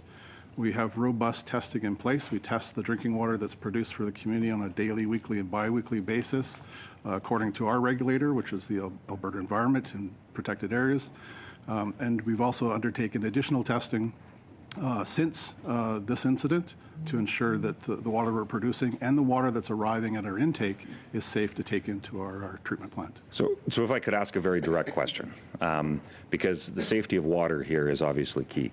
Has at any point, as a result of this spill, the quality of drinking water in the areas that are under your municipality's management, has that drinking water quality been affected, yes or no?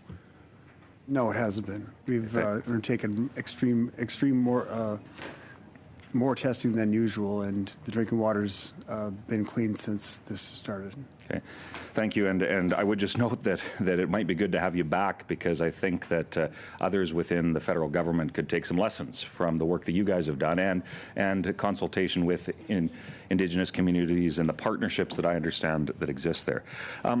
Mayor Bowman, in the few seconds that I have left, you've been mayor for about a year and a half. Yeah, almost 2 years, correctly. Okay, so your experience has been, as you outlined, been quite a bit more positive than much of the testimony we've heard. So do you feel like things are at least moving in the right direction in terms of engagement and whatnot? Because you don't quite have the length of experience. So in that unique perspective, do you feel like things are maybe getting better? So in my experience... Very quickly, please, yeah. In my experience, I've been in the community for 30 years, and I have a very close relationship with all the Indigenous communities surrounding the RMWB, and one of the top ones has been Fort Chipewyan. Okay. So that gives me a different perspective. So my big thing has always been communication. If we know what's going on, we can fix it. But if we're not given that information, we can't. Good. Ms. Thompson. Thank you. Ms. Thompson for 5 minutes, please. Thank you, Mr. Chair. And I want to say that I'm joining you today from my home province of Newfoundland and Labrador. And I would like to acknowledge the land on which I gather as the ancestral homeland of the Beothuk, whose culture has been lost forever and can never be recovered. And also acknowledge that the island of Newfoundland is the unceded traditional territory of the Beothuk and the Mi'kmaq, and acknowledge Labrador as the traditional and ancestral homeland of the Innu, of Nunatsianen, and the Inuit of Nunatsiavut, and the Inuit of Nunatuavut. And although each community is distinct, we all desire to chart a way forward together towards reconciliation. Mr. Pusher, if I could begin certainly with you. We've heard throughout today's testimony that there's a call for change in the regulation body or the regulation level around the about reviewing projects and the transparency and separation in that process. Could you explain why the AER allowed Imperial Oil to conduct its own investigation into the cause of the spill, despite the potential for a conflict of interest and a lack of transparency? Well, first of all, the regulatory structures and communications protocols around the systems as it exists today make it very clear that it is the producer and the polluter who is responsible to do the work to sort out what needs to be done to make the necessary repairs. Obviously, that is very, very closely overseen by our experts across our organization and any others we might deem necessary to do that. Over the course of time, we also expect the regulated entity or the producer to be the principal communicator of what's happening in that case. I think because of the nature of this evolving incident as a SEEP, there's many, many lessons we need to learn about how to communicate more effectively when we're dealing with a more technical matter. Thank you. I know I have very little time, so we certainly have heard, repeatedly that concerns around communication and the need to do better. In light of that, and in light of the acknowledgement around transparency in this process, I'm not hearing conversations around expanding the process of review to include the organizations and the people that are most affected by this very serious event.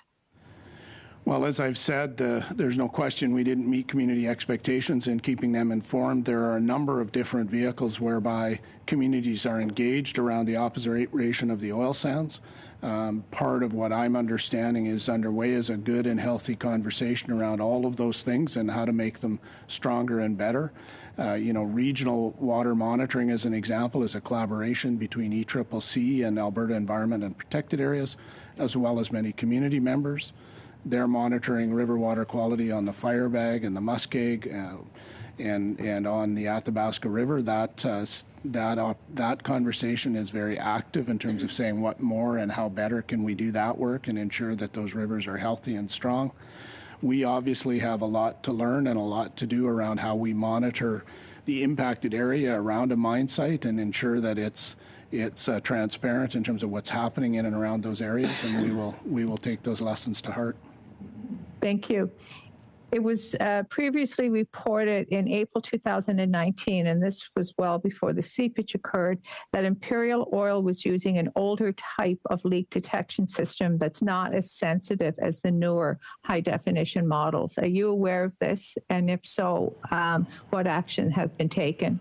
Well, I'm aware that the monitoring being done now is being done to the regulatory required standards, and we are in fact bringing in our own independent assessments. All of the testing that's being done now, either by ourselves or ECCC or Alberta Environment or Imperial, is all being done by independent companies that bring modern and effective procedures and testing standards to the work. So just as a quick follow-up, does the AER require companies to utilize up-to-date leak detection technologies? And if not, why not? Because it appears in this instance that didn't happen. Very briefly, please, Mr. Pouchard. Well, I'm not sure specifically what you're referring to, but the short answer is yes, we expect companies to be meeting the regulatory requirements as they exist. Merci. Alors, monsieur. Thank you very much. Mr. Barcelou-Duval, you have 2.5 minutes. Thank you very much, Chair. In the past, it seems that your organization was often qualified as being captive by the gas and oil industry. Mr. Bouchard, I'm talking here about the Alberta Energy Regulator. My understanding is that there might have been a real willingness to change and there to be more transparency. I would like to be convinced of that. When we examine data, 1.4 billion toxic residue in these containment pools in 2020. That's the data we had, but we don't know that it's real data because this is, self-declared data from industry. And it seems that companies stopped taking this obligation to clean up 50% of tailings. And in fact, that's half. It's not even a complete job. And earlier, the First Nations who testified before a committee mentioned that they'd been kept in the dark, and there's been a broken trust. How can your organization, that doesn't have a good reputation to begin with and didn't communicate with the federal government, or at least not until very recently, and did not communicate with the communities either, how can we be convinced that this is arm's length? It appears that the job that was done was to hide the problem so that people not be aware. How can you restore your credibility? Thank you. The tailings management plans I outlined a little bit earlier require annual reporting, and that documentation is reviewed. We have technical experts on our team who spend a great deal of time and energy doing their best to verify the accuracy of that information. In addition to that, companies are expected to communicate with communities subject to the instructions of their approval from the start. And then finally, the 5-year renewals that come into place come as part of our entire approval processes, require public notification that those plans are open and under review. That affords an opportunity in Alberta's system for statements of concern to be raised by any interested party. And so every 5 years, as those plans are renewed and updated to take into account new technologies and all of those things, there's a public opportunity there as well. Merci. Thank you. Thank you. Thank you, Mr. Barcelou-Duval. We'll now continue with Ms. McPherson. In the last round of questioning, I asked you about whether or not Indigenous communities, Mr. Pusher, have been notified of the deep water monitoring that you've been doing. I've been told that they have not been told that. So in fact, you testifying that they have been told and me getting information that they have not seems very, very counter. In addition to that, I have to say, I asked you to tell me when the Alberta government was aware of this spill, and you refused to do so. Now, we are going to have an election in Alberta that will be called in 1 week. Do you not think it is irresponsible to be leaving this so that Albertans won't even know what role the provincial government played in the destruction of Indigenous communities, Indigenous lands? I have some questions for you. Environment Canada has said that the Curl incidents have had negative impacts on fish habitat and fish. But Premier Daniel Smith said on March 6th that there was no environmental impacts. Given the environmental toxins you found through your deep water monitoring and Environment Canada's findings, is the Premier correct? Premier is correct. And let me come back to, you indicated that I had not shared, and I want to correct that. We received a positive test for F2 hydrocarbons in a deep water monitoring well 2 weeks ago. That's been shared on our website. I have communicated. With all due respect, I've just received information from Indigenous communities that says they have not been informed of the deep water monitoring that the AAR is conducting. Now, I have another question for you since you have not. I've limited time. What information did you provide the minister and the premier that would lead her to decide that there is no impacts, despite the fact that we've heard from Environment Canada that that's different? So the analysis of the sampling in and around the impacted area has, I am advised, delineated the reaches of this contamination. That information has been shared with ECCC. We have very strong collaborative relationships in the field with ECCC officials. We have shared all of that data transparently. We have compelled Imperial to do some testing of the tributaries and both the Firebag and Muskeg rivers. Those test results have also shown no indication of these hydrocarbons. That's been verified. There is regional water monitoring that has provided results that show no variation in the testing results for the Firebag and Muskeg rivers, nor the Athabasca throughout this period of time. So if there are no environmental impacts, why did you release a environmental protection order? Very briefly, please. Because of the risk that this seep, if it continued without proper interception improvements being made, needed to be attended to. Thank you. So, Mr. McLean. Thank you. Back to you, Mr. Pusher. This communication that was supposed to happen, or maybe not supposed to happen, with the provincial government, the Ministry of Environment got notified in March of 2023 or February 2023, long after the May seepage happened. And there was a potential there was something going into the water which would have gone up to the Northwest Territories watershed. And the government of the Northwest Territories is here saying there is an intergovernmental agreement saying that if there is any potential risk to their water, that the government of Alberta had to notify the government of Northwest Territories. How would the minister find this out if your protocols aren't getting to the minister to inform the other governments? So, as I indicated, the monitoring that was being done in and around the Carroll site had delineated the reach of the contamination. In addition to that, they were testing into the tributaries and both the Firebag and Muskeg rivers, and we're finding no indications of contamination in those tributaries nor those rivers.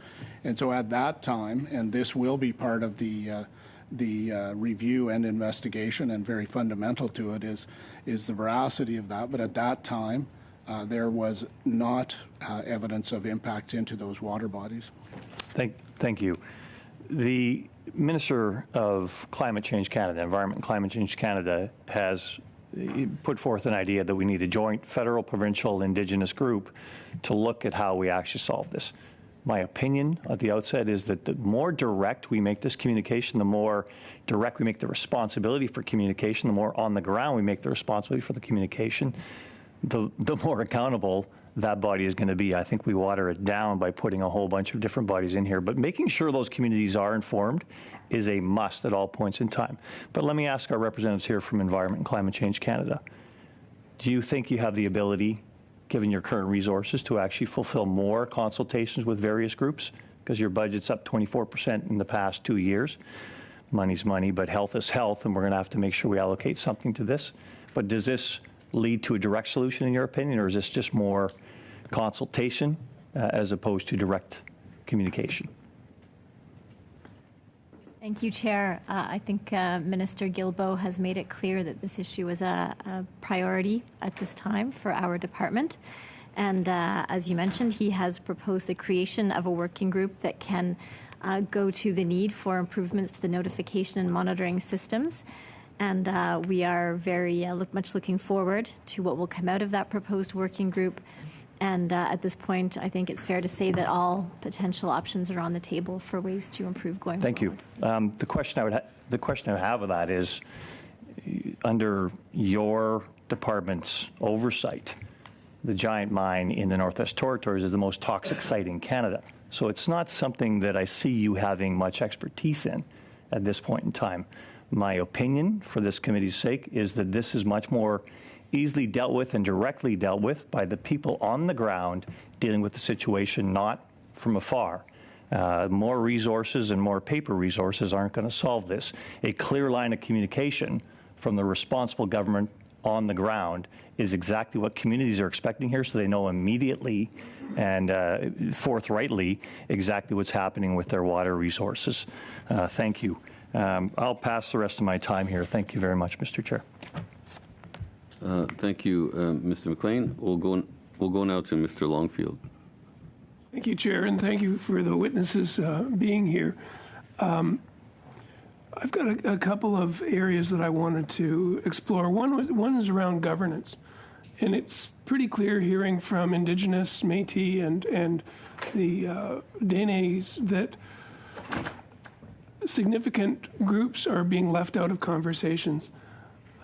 Maybe, Mr. Bowman, I could start with you that I was part of a citizens overview of Guelph's wastewater system, and that included people with expertise, people with that would be impacted by our groundwater being affected, because Guelph gets our water supply from groundwater.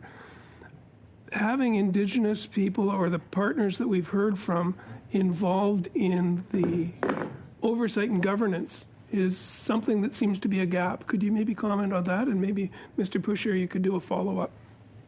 I can tell you from what I know, my experience in this situation. We first became aware of the situation, I believe, through ATC, the Athabasca Tribal Council, in February, and immediately reached out to AER to find out what was going on. Our municipality at that time closed the raw water that's taken out of Athabasca Lake for our treatment centers. We closed that at that time to look into the situation.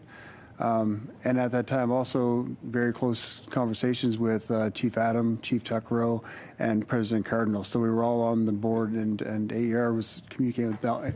AER actually drove from Edmonton to Fort Chippewa on the Winter Road to meet with the First Nations that very next day. Okay, is that, Mr. Pusher, is that something that can be embedded in the governance of the AER? Well, we're very keen to do everything we can to make the communication systems around issues like this much more effective, and so we will be communicating regularly and diligently to affected parties anywhere in Alberta, depending on the region. Okay, thank you. And this committee just has finished a review of SEPA, or portions of SEPA, and risk-based approach is something that we kept going back to. I had a question from our previous meeting that there are 27 sites that Imperial Oil oversees. We have a problem on one. I would say the risk has just gone up on the other 26. How do we accommodate the risk here in terms of doing testing on the other 27 on the 27 properties, on doing proper auditing? And maybe this goes to Environment Climate Change Canada. Is this something that the Commissioner of the Environment and Sustainable Development needs to be involved with, or is it something that the working group that is being put together could be looking at?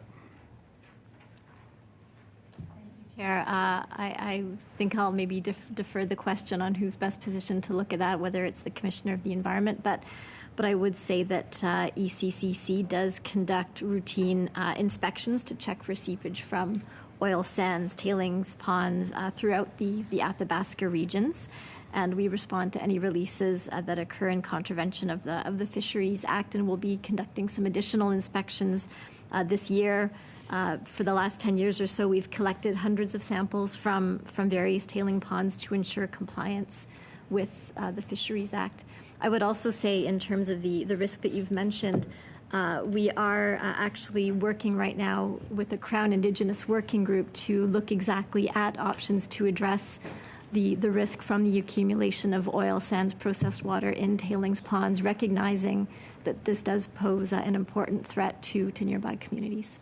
Great. Thank you for that. And Mr. Pusher, the regulations are focused on water, but we've heard through Mr. McLeod's questioning and testimony, and we've heard from others, Chief Adam being another one, that cumulative effects are something that we need to be looking at. That are the regulations causing diseases within the animals and the people that feed on the animals? How do regulations address cumulative effects, or is that an opportunity that we need to look at? Well, that's a very broad and wide-ranging conversation that's been active and underway in Alberta for some time.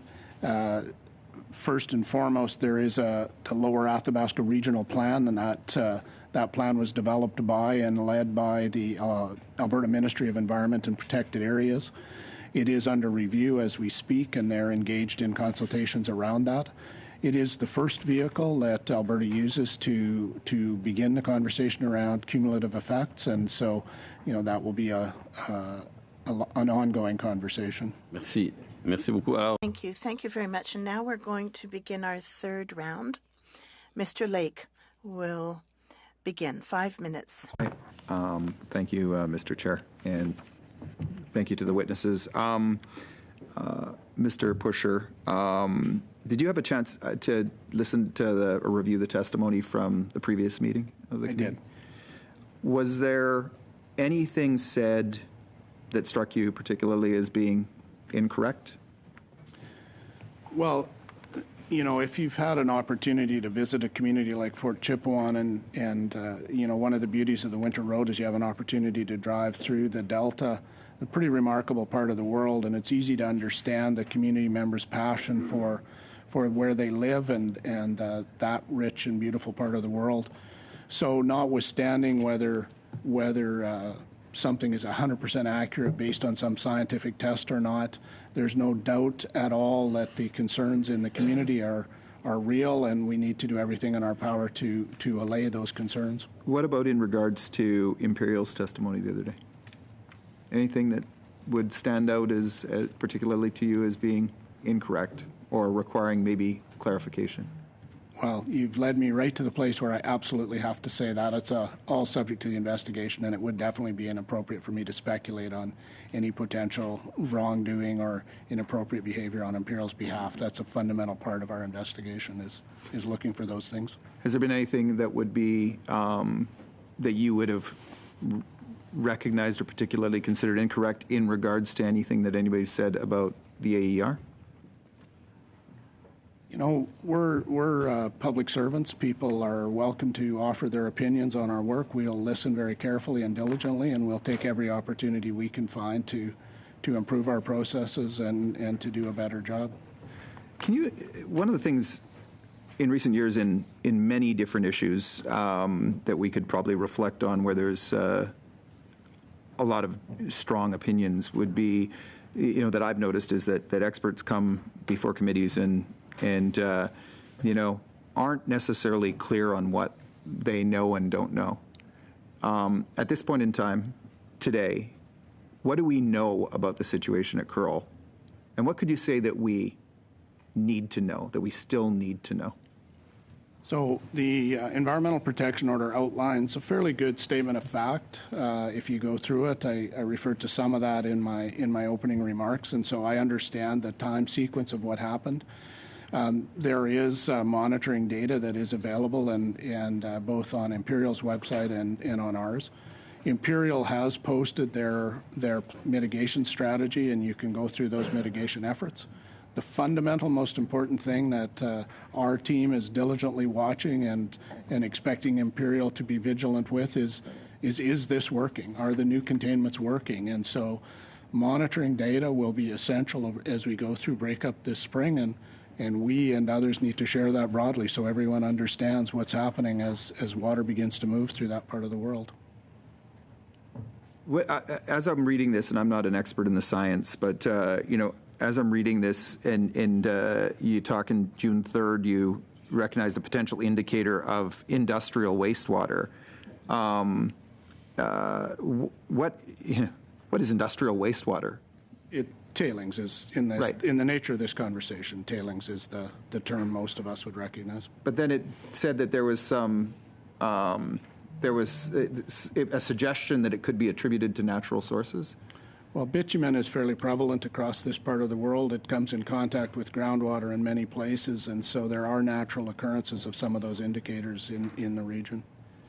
When you say on November 29th, you talked about it, quote, seeping through a common fill layer.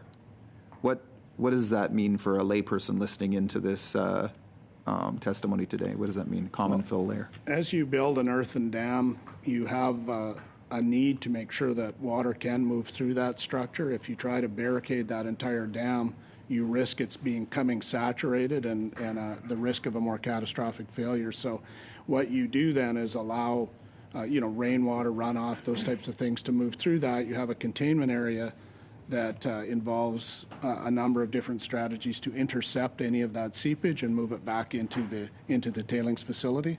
What has occurred in this case is that containment system in 4 different locations failed to contain that, and it moved through a specific layer. If you there is updates on our website if you want to look and see. There is some detail there about what's happening. Merci. On se tourne. Thank you. And now? Thank you, Mr. Chair, and again, thank you to our witnesses for appearing today and for their testimony. I'm going to ask my questions or at least the first question to our friends from the Northwest Territories. The Mackenzie River Master Agreement was mentioned by our 2 witnesses from the Northwest Territories. I know viewed by many in the water area, the water discipline, as a seminal accomplishment in water management in this country. I wonder if they could comment on whether the conditions of that agreement were adhered to in this particular case. My understanding is that if there is any breach, if there is any spill, that the Northwest Territories has to be notified immediately. Did that happen? Should that have happened?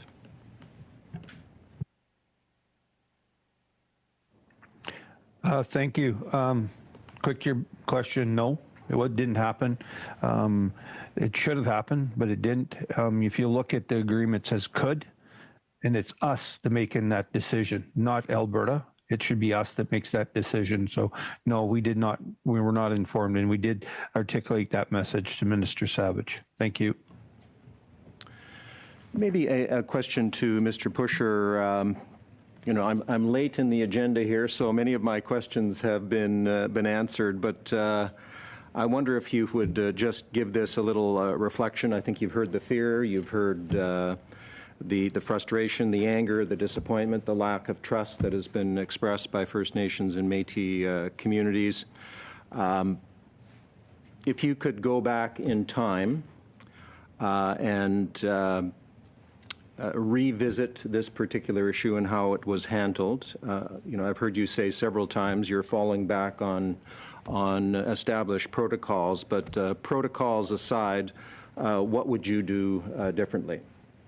Well, very clearly there is significant public interest in anything around tailings, and if you could go back in time, I think we would look at all our protocols and take a look at that and whether or not there is a different test, a different standard, a different expectation around when we communicate and how broadly and diligently and how detailed we communicate when it involves tailings.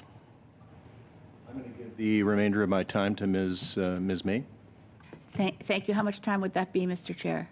About 2 minutes. 2 minutes. Oh, well, thank you very much.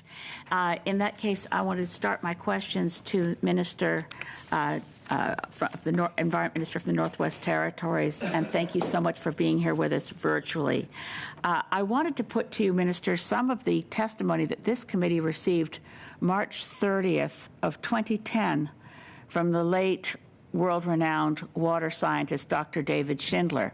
And he said at that time to this committee, and I recommend the Hansard of that to the committee for its studies, that we found high concentration, this is referring to detailed analysis he did of water in and around the oil sands. We found high concentrations of several contaminants.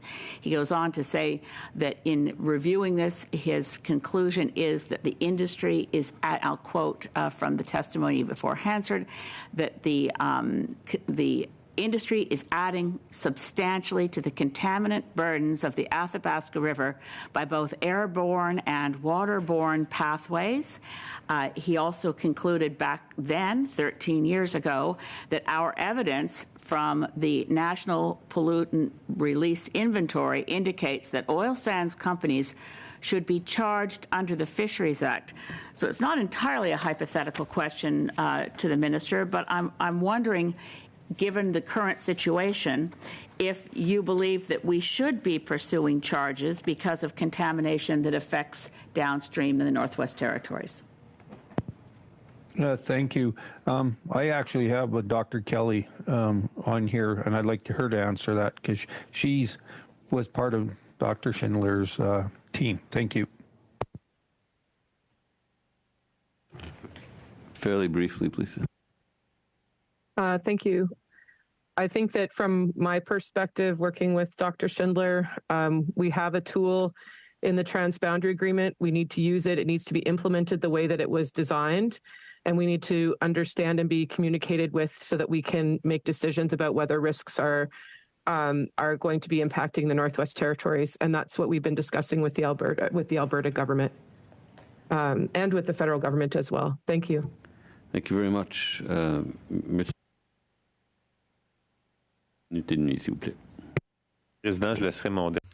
I'm going to leave my last 2 minutes for Mrs. May. 2.5 minutes. Yeah, mon collègue. I do want to ask Mr. Pusher a question. We've heard in relation to what's happening in the Carl Mine, words have been used like leak and spill, but you use the word seep, and I think I will underscore that I think that is probably the right word, but may I ask you, I just look quickly for definitions of seep. It's something, according to dictionaries, that would flow or leak slowly through porous material. So I think it's the more accurate word. Is it fair to suggest that the tailings ponds themselves are not containing the material within them because the material seeps out along the sides of the ponds as opposed to what Imperial claimed would happen in the environmental assessment hearings back in the day, that it would go down through the bottom and therefore be able to be handled by the containments they had in mind, that it's seeping out through the sides. Is that accurate? Well, it's not a failure in the structure or the dam. It's a failure in the containment system that has caused this issue. And so we're we have approved Imperial's mitigations to repair and replace those containment areas, and we'll watch very carefully this spring to ensure they're working the way they're expected to. But you heard me just put forward the evidence from Dr. David Schindler, actual scientific studies done 2008, 2009, that made it clear that we were already seeing tailings materials in the Athabasca River. So this is now more than a decade of seepage of toxic material into the Athabasca River. Does the regulator have any position on when the pollution of the Athabasca River and the surrounding areas is too much and the tailings ponds should be closed until they have determined how to contain the pollution? Well, the tailings approvals are all part of the mine approvals as they were put in place, and there's limits on the amount of tailings that can be produced and in place at any time across all of the mines. There's a collaborative regional water monitoring into those rivers, and that regional monitoring is done by ECCC, Alberta Environment, and communities in that space. That data is available to all to look at and form their conclusions from. Thank you, Ms. May. I remember that study very well in Dr. Schindler's testimony. And you were in the room when he gave that evidence, as was Mike Lake. Yeah. And an MP I've lost track of, Justin Trudeau. But he did mention, Dr. Schindler did mention it was coming from the atmosphere, the contamination. And the tailings ponds. I don't know. I'm not sure about that. Well, but it's in Hansard. Okay. Yeah. Thank you. Ms. McPherson. Thank you very much, Mr. Chair. Mr. Busher, you did mention that you had those results from the deep groundwater monitoring. I'd like you to please prepare those and send them to the committee in writing, if you wouldn't mind. Mr. Busher, are all tailings ponds leaking? Sorry, I'm at that point where I need to write it down if I make a commitment to return something, so my apologies.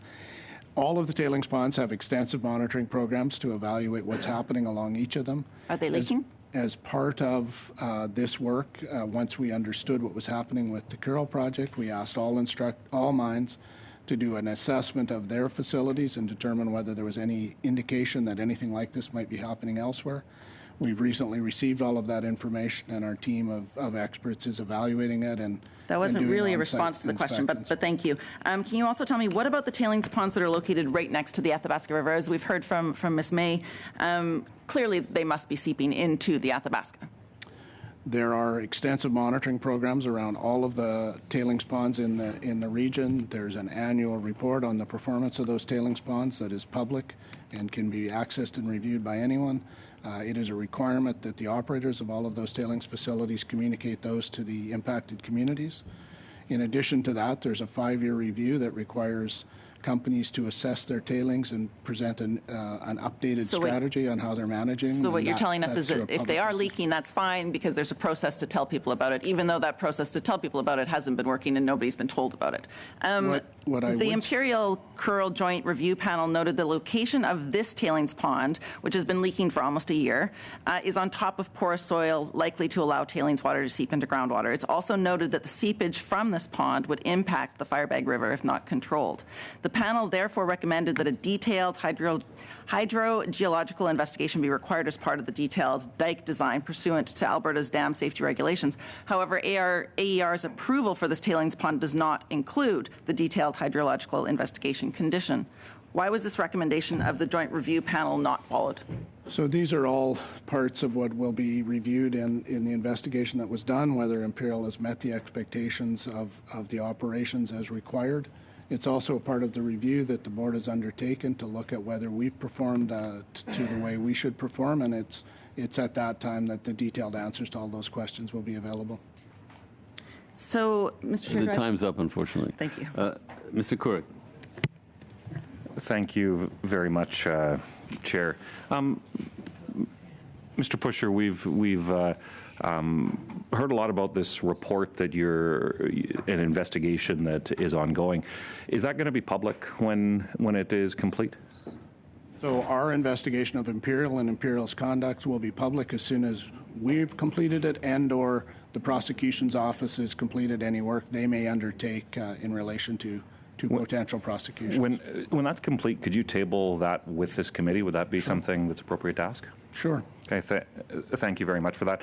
So I think it's been interesting as we've heard a whole host of testimony here, and a lot of the what I would suggest is a lack of understanding around some of the dynamics associated with the energy industry itself. Certainly, that's something, as somebody who represents a large rural constituency in Alberta that has a host of not oil sands development, but gas, oil, and heavy oil. So I appreciate you providing some of the context that's been here. And just to note, Mr. Pusher, my understanding, as I was not was following closely the status of the industry and your appointment. Previously, you worked for the government of Saskatchewan and were involved in a number of roles there. Came in to help restore some of the confidence that has been talked about, help build plans to build back some of that trust.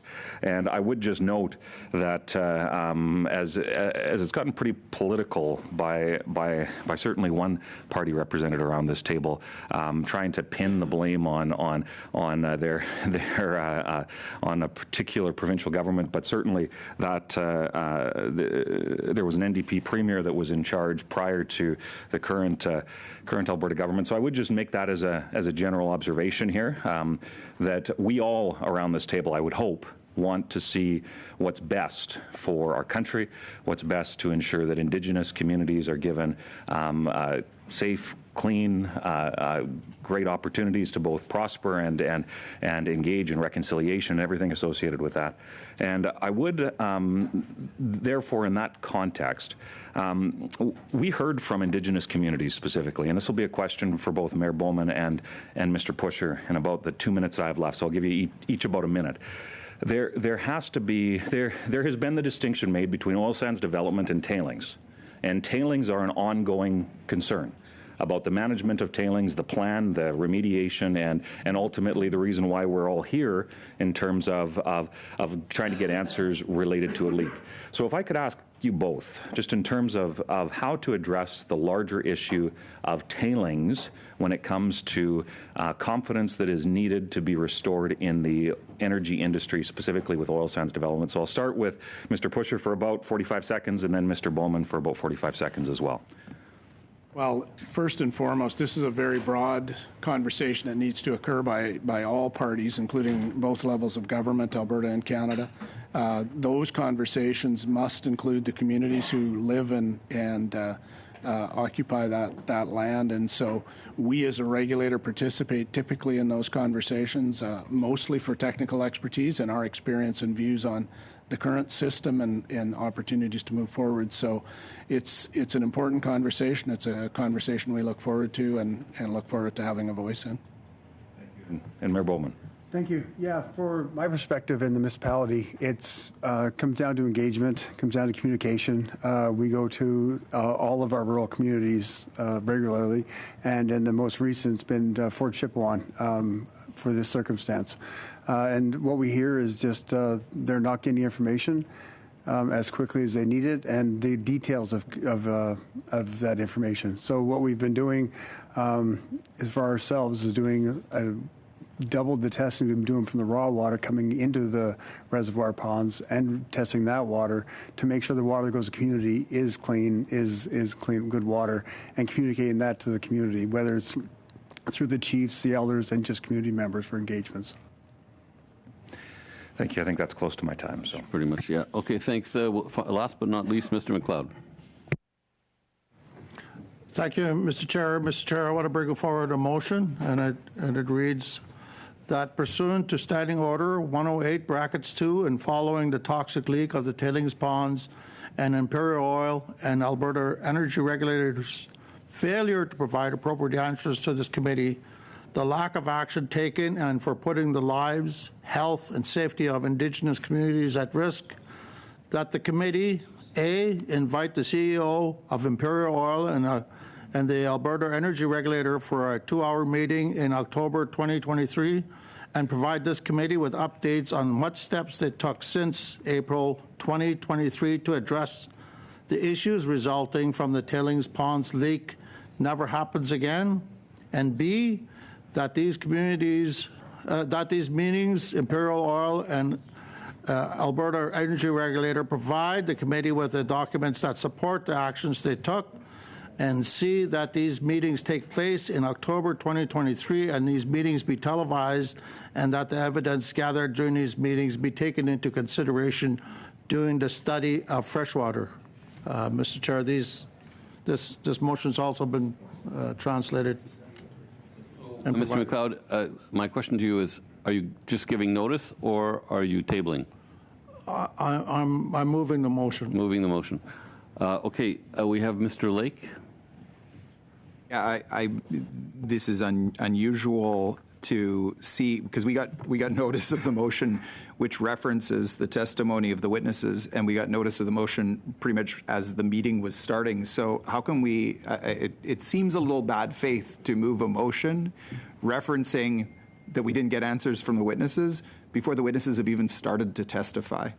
That just seems a little bit odd, because we got notice of this motion actually some time ago, largely as this meeting was starting. So I'm just curious with the Liberal members, as before we vote on this, I'm curious, did you know what the witnesses were going to say before the meeting even started? You may have, but it does seem like I don't know. It does seem odd to move a motion. I think after referencing that you were unhappy with the testimony before the testimony is even given and before we've even had a chance to ask questions. We'll go. It's not a Q&A here, but we'll go to Mr. Couric. What I would say though is, since we're nearing the end of the meeting, this motion, I mean, we can continue to discuss it on Thursday. We don't have to. We're done at 1:45 because of technical issues, but it doesn't mean we can't pick it up again on Thursday morning. Mr. Couric, Thursday afternoon, sorry. Thanks, Chair. And look, we all came together as a committee to look into what is a very, very serious issue. We, I think, worked quite collaboratively in terms of witness lists, in terms of ensuring that we got the people before this committee that needed to be here. And was it done perfectly? Well, Mr. Chair, I would suggest that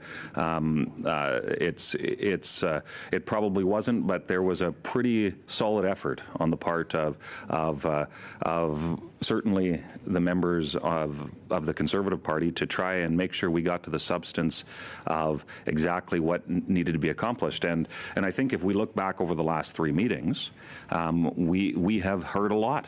And for a motion to come forward with pretty strong accusations that are being made, and I would note, we invited in members from the many Indigenous communities that were represented on last Monday's meeting. I noted in my questions this morning to the folks that were there that we would welcome further documentation and follow-up. And I would note as well that when Imperial Oil came to testify this past Thursday, they brought a stack of paper. You know, I saw it was about an inch of documents. I have not yet seen those documents. Mr. Chair, I would hypothesize that they're probably in the process of being translated, and that will take some time. But to suggest that somehow, before we've even seen the information, that we need to be making accusations of this nature, I think is entirely inappropriate, and quite frankly, if I could be as bold as to say, is in bad faith on our part as a committee to suggest and make those accusations. And it's the same thing today. We received this notice earlier in the meeting as we were still working through what questions we would be asking, and I would note that I asked Mr. Pusher that if he would be able and willing, to which he replied he would, table the investigation that was referenced a number of times throughout the course of his testimony that includes very pertinent information to aspects of the details that he wasn't able to get into because the investigation is ongoing. So, Mr. Chair, I think that it is entirely appropriate to ask questions as to whether or not we're satisfied with the result, but it seems like we've now moved from being from trying to, in good faith, get to the bottom of what happened with the Kearl mine to now it's starting to play politics. We've heard that in testimony here today, and. Yeah, I'll raise a point of order on that, because the issue we have with this is that, take a look at the reading on this. And the reading on this is entirely in bad faith. It's entirely supposition, as if there weren't these coming forward here. Yeah, this is a point of order. I'm not sure it's a point of order. It doesn't pertain to the rules, really. It's just, it's about the motivation. I'll raise a point of order. Is it in order? I have a point of order. Okay, go ahead. That might be, in fairness to Mr. McLeod, he was just reading the motion, but the motion was actually moved by someone that's not. It was introduced by somebody that's not even at committee apparently today. That's okay. Is that okay? Ms. That's Taylor-Roy. That's okay. You can do that.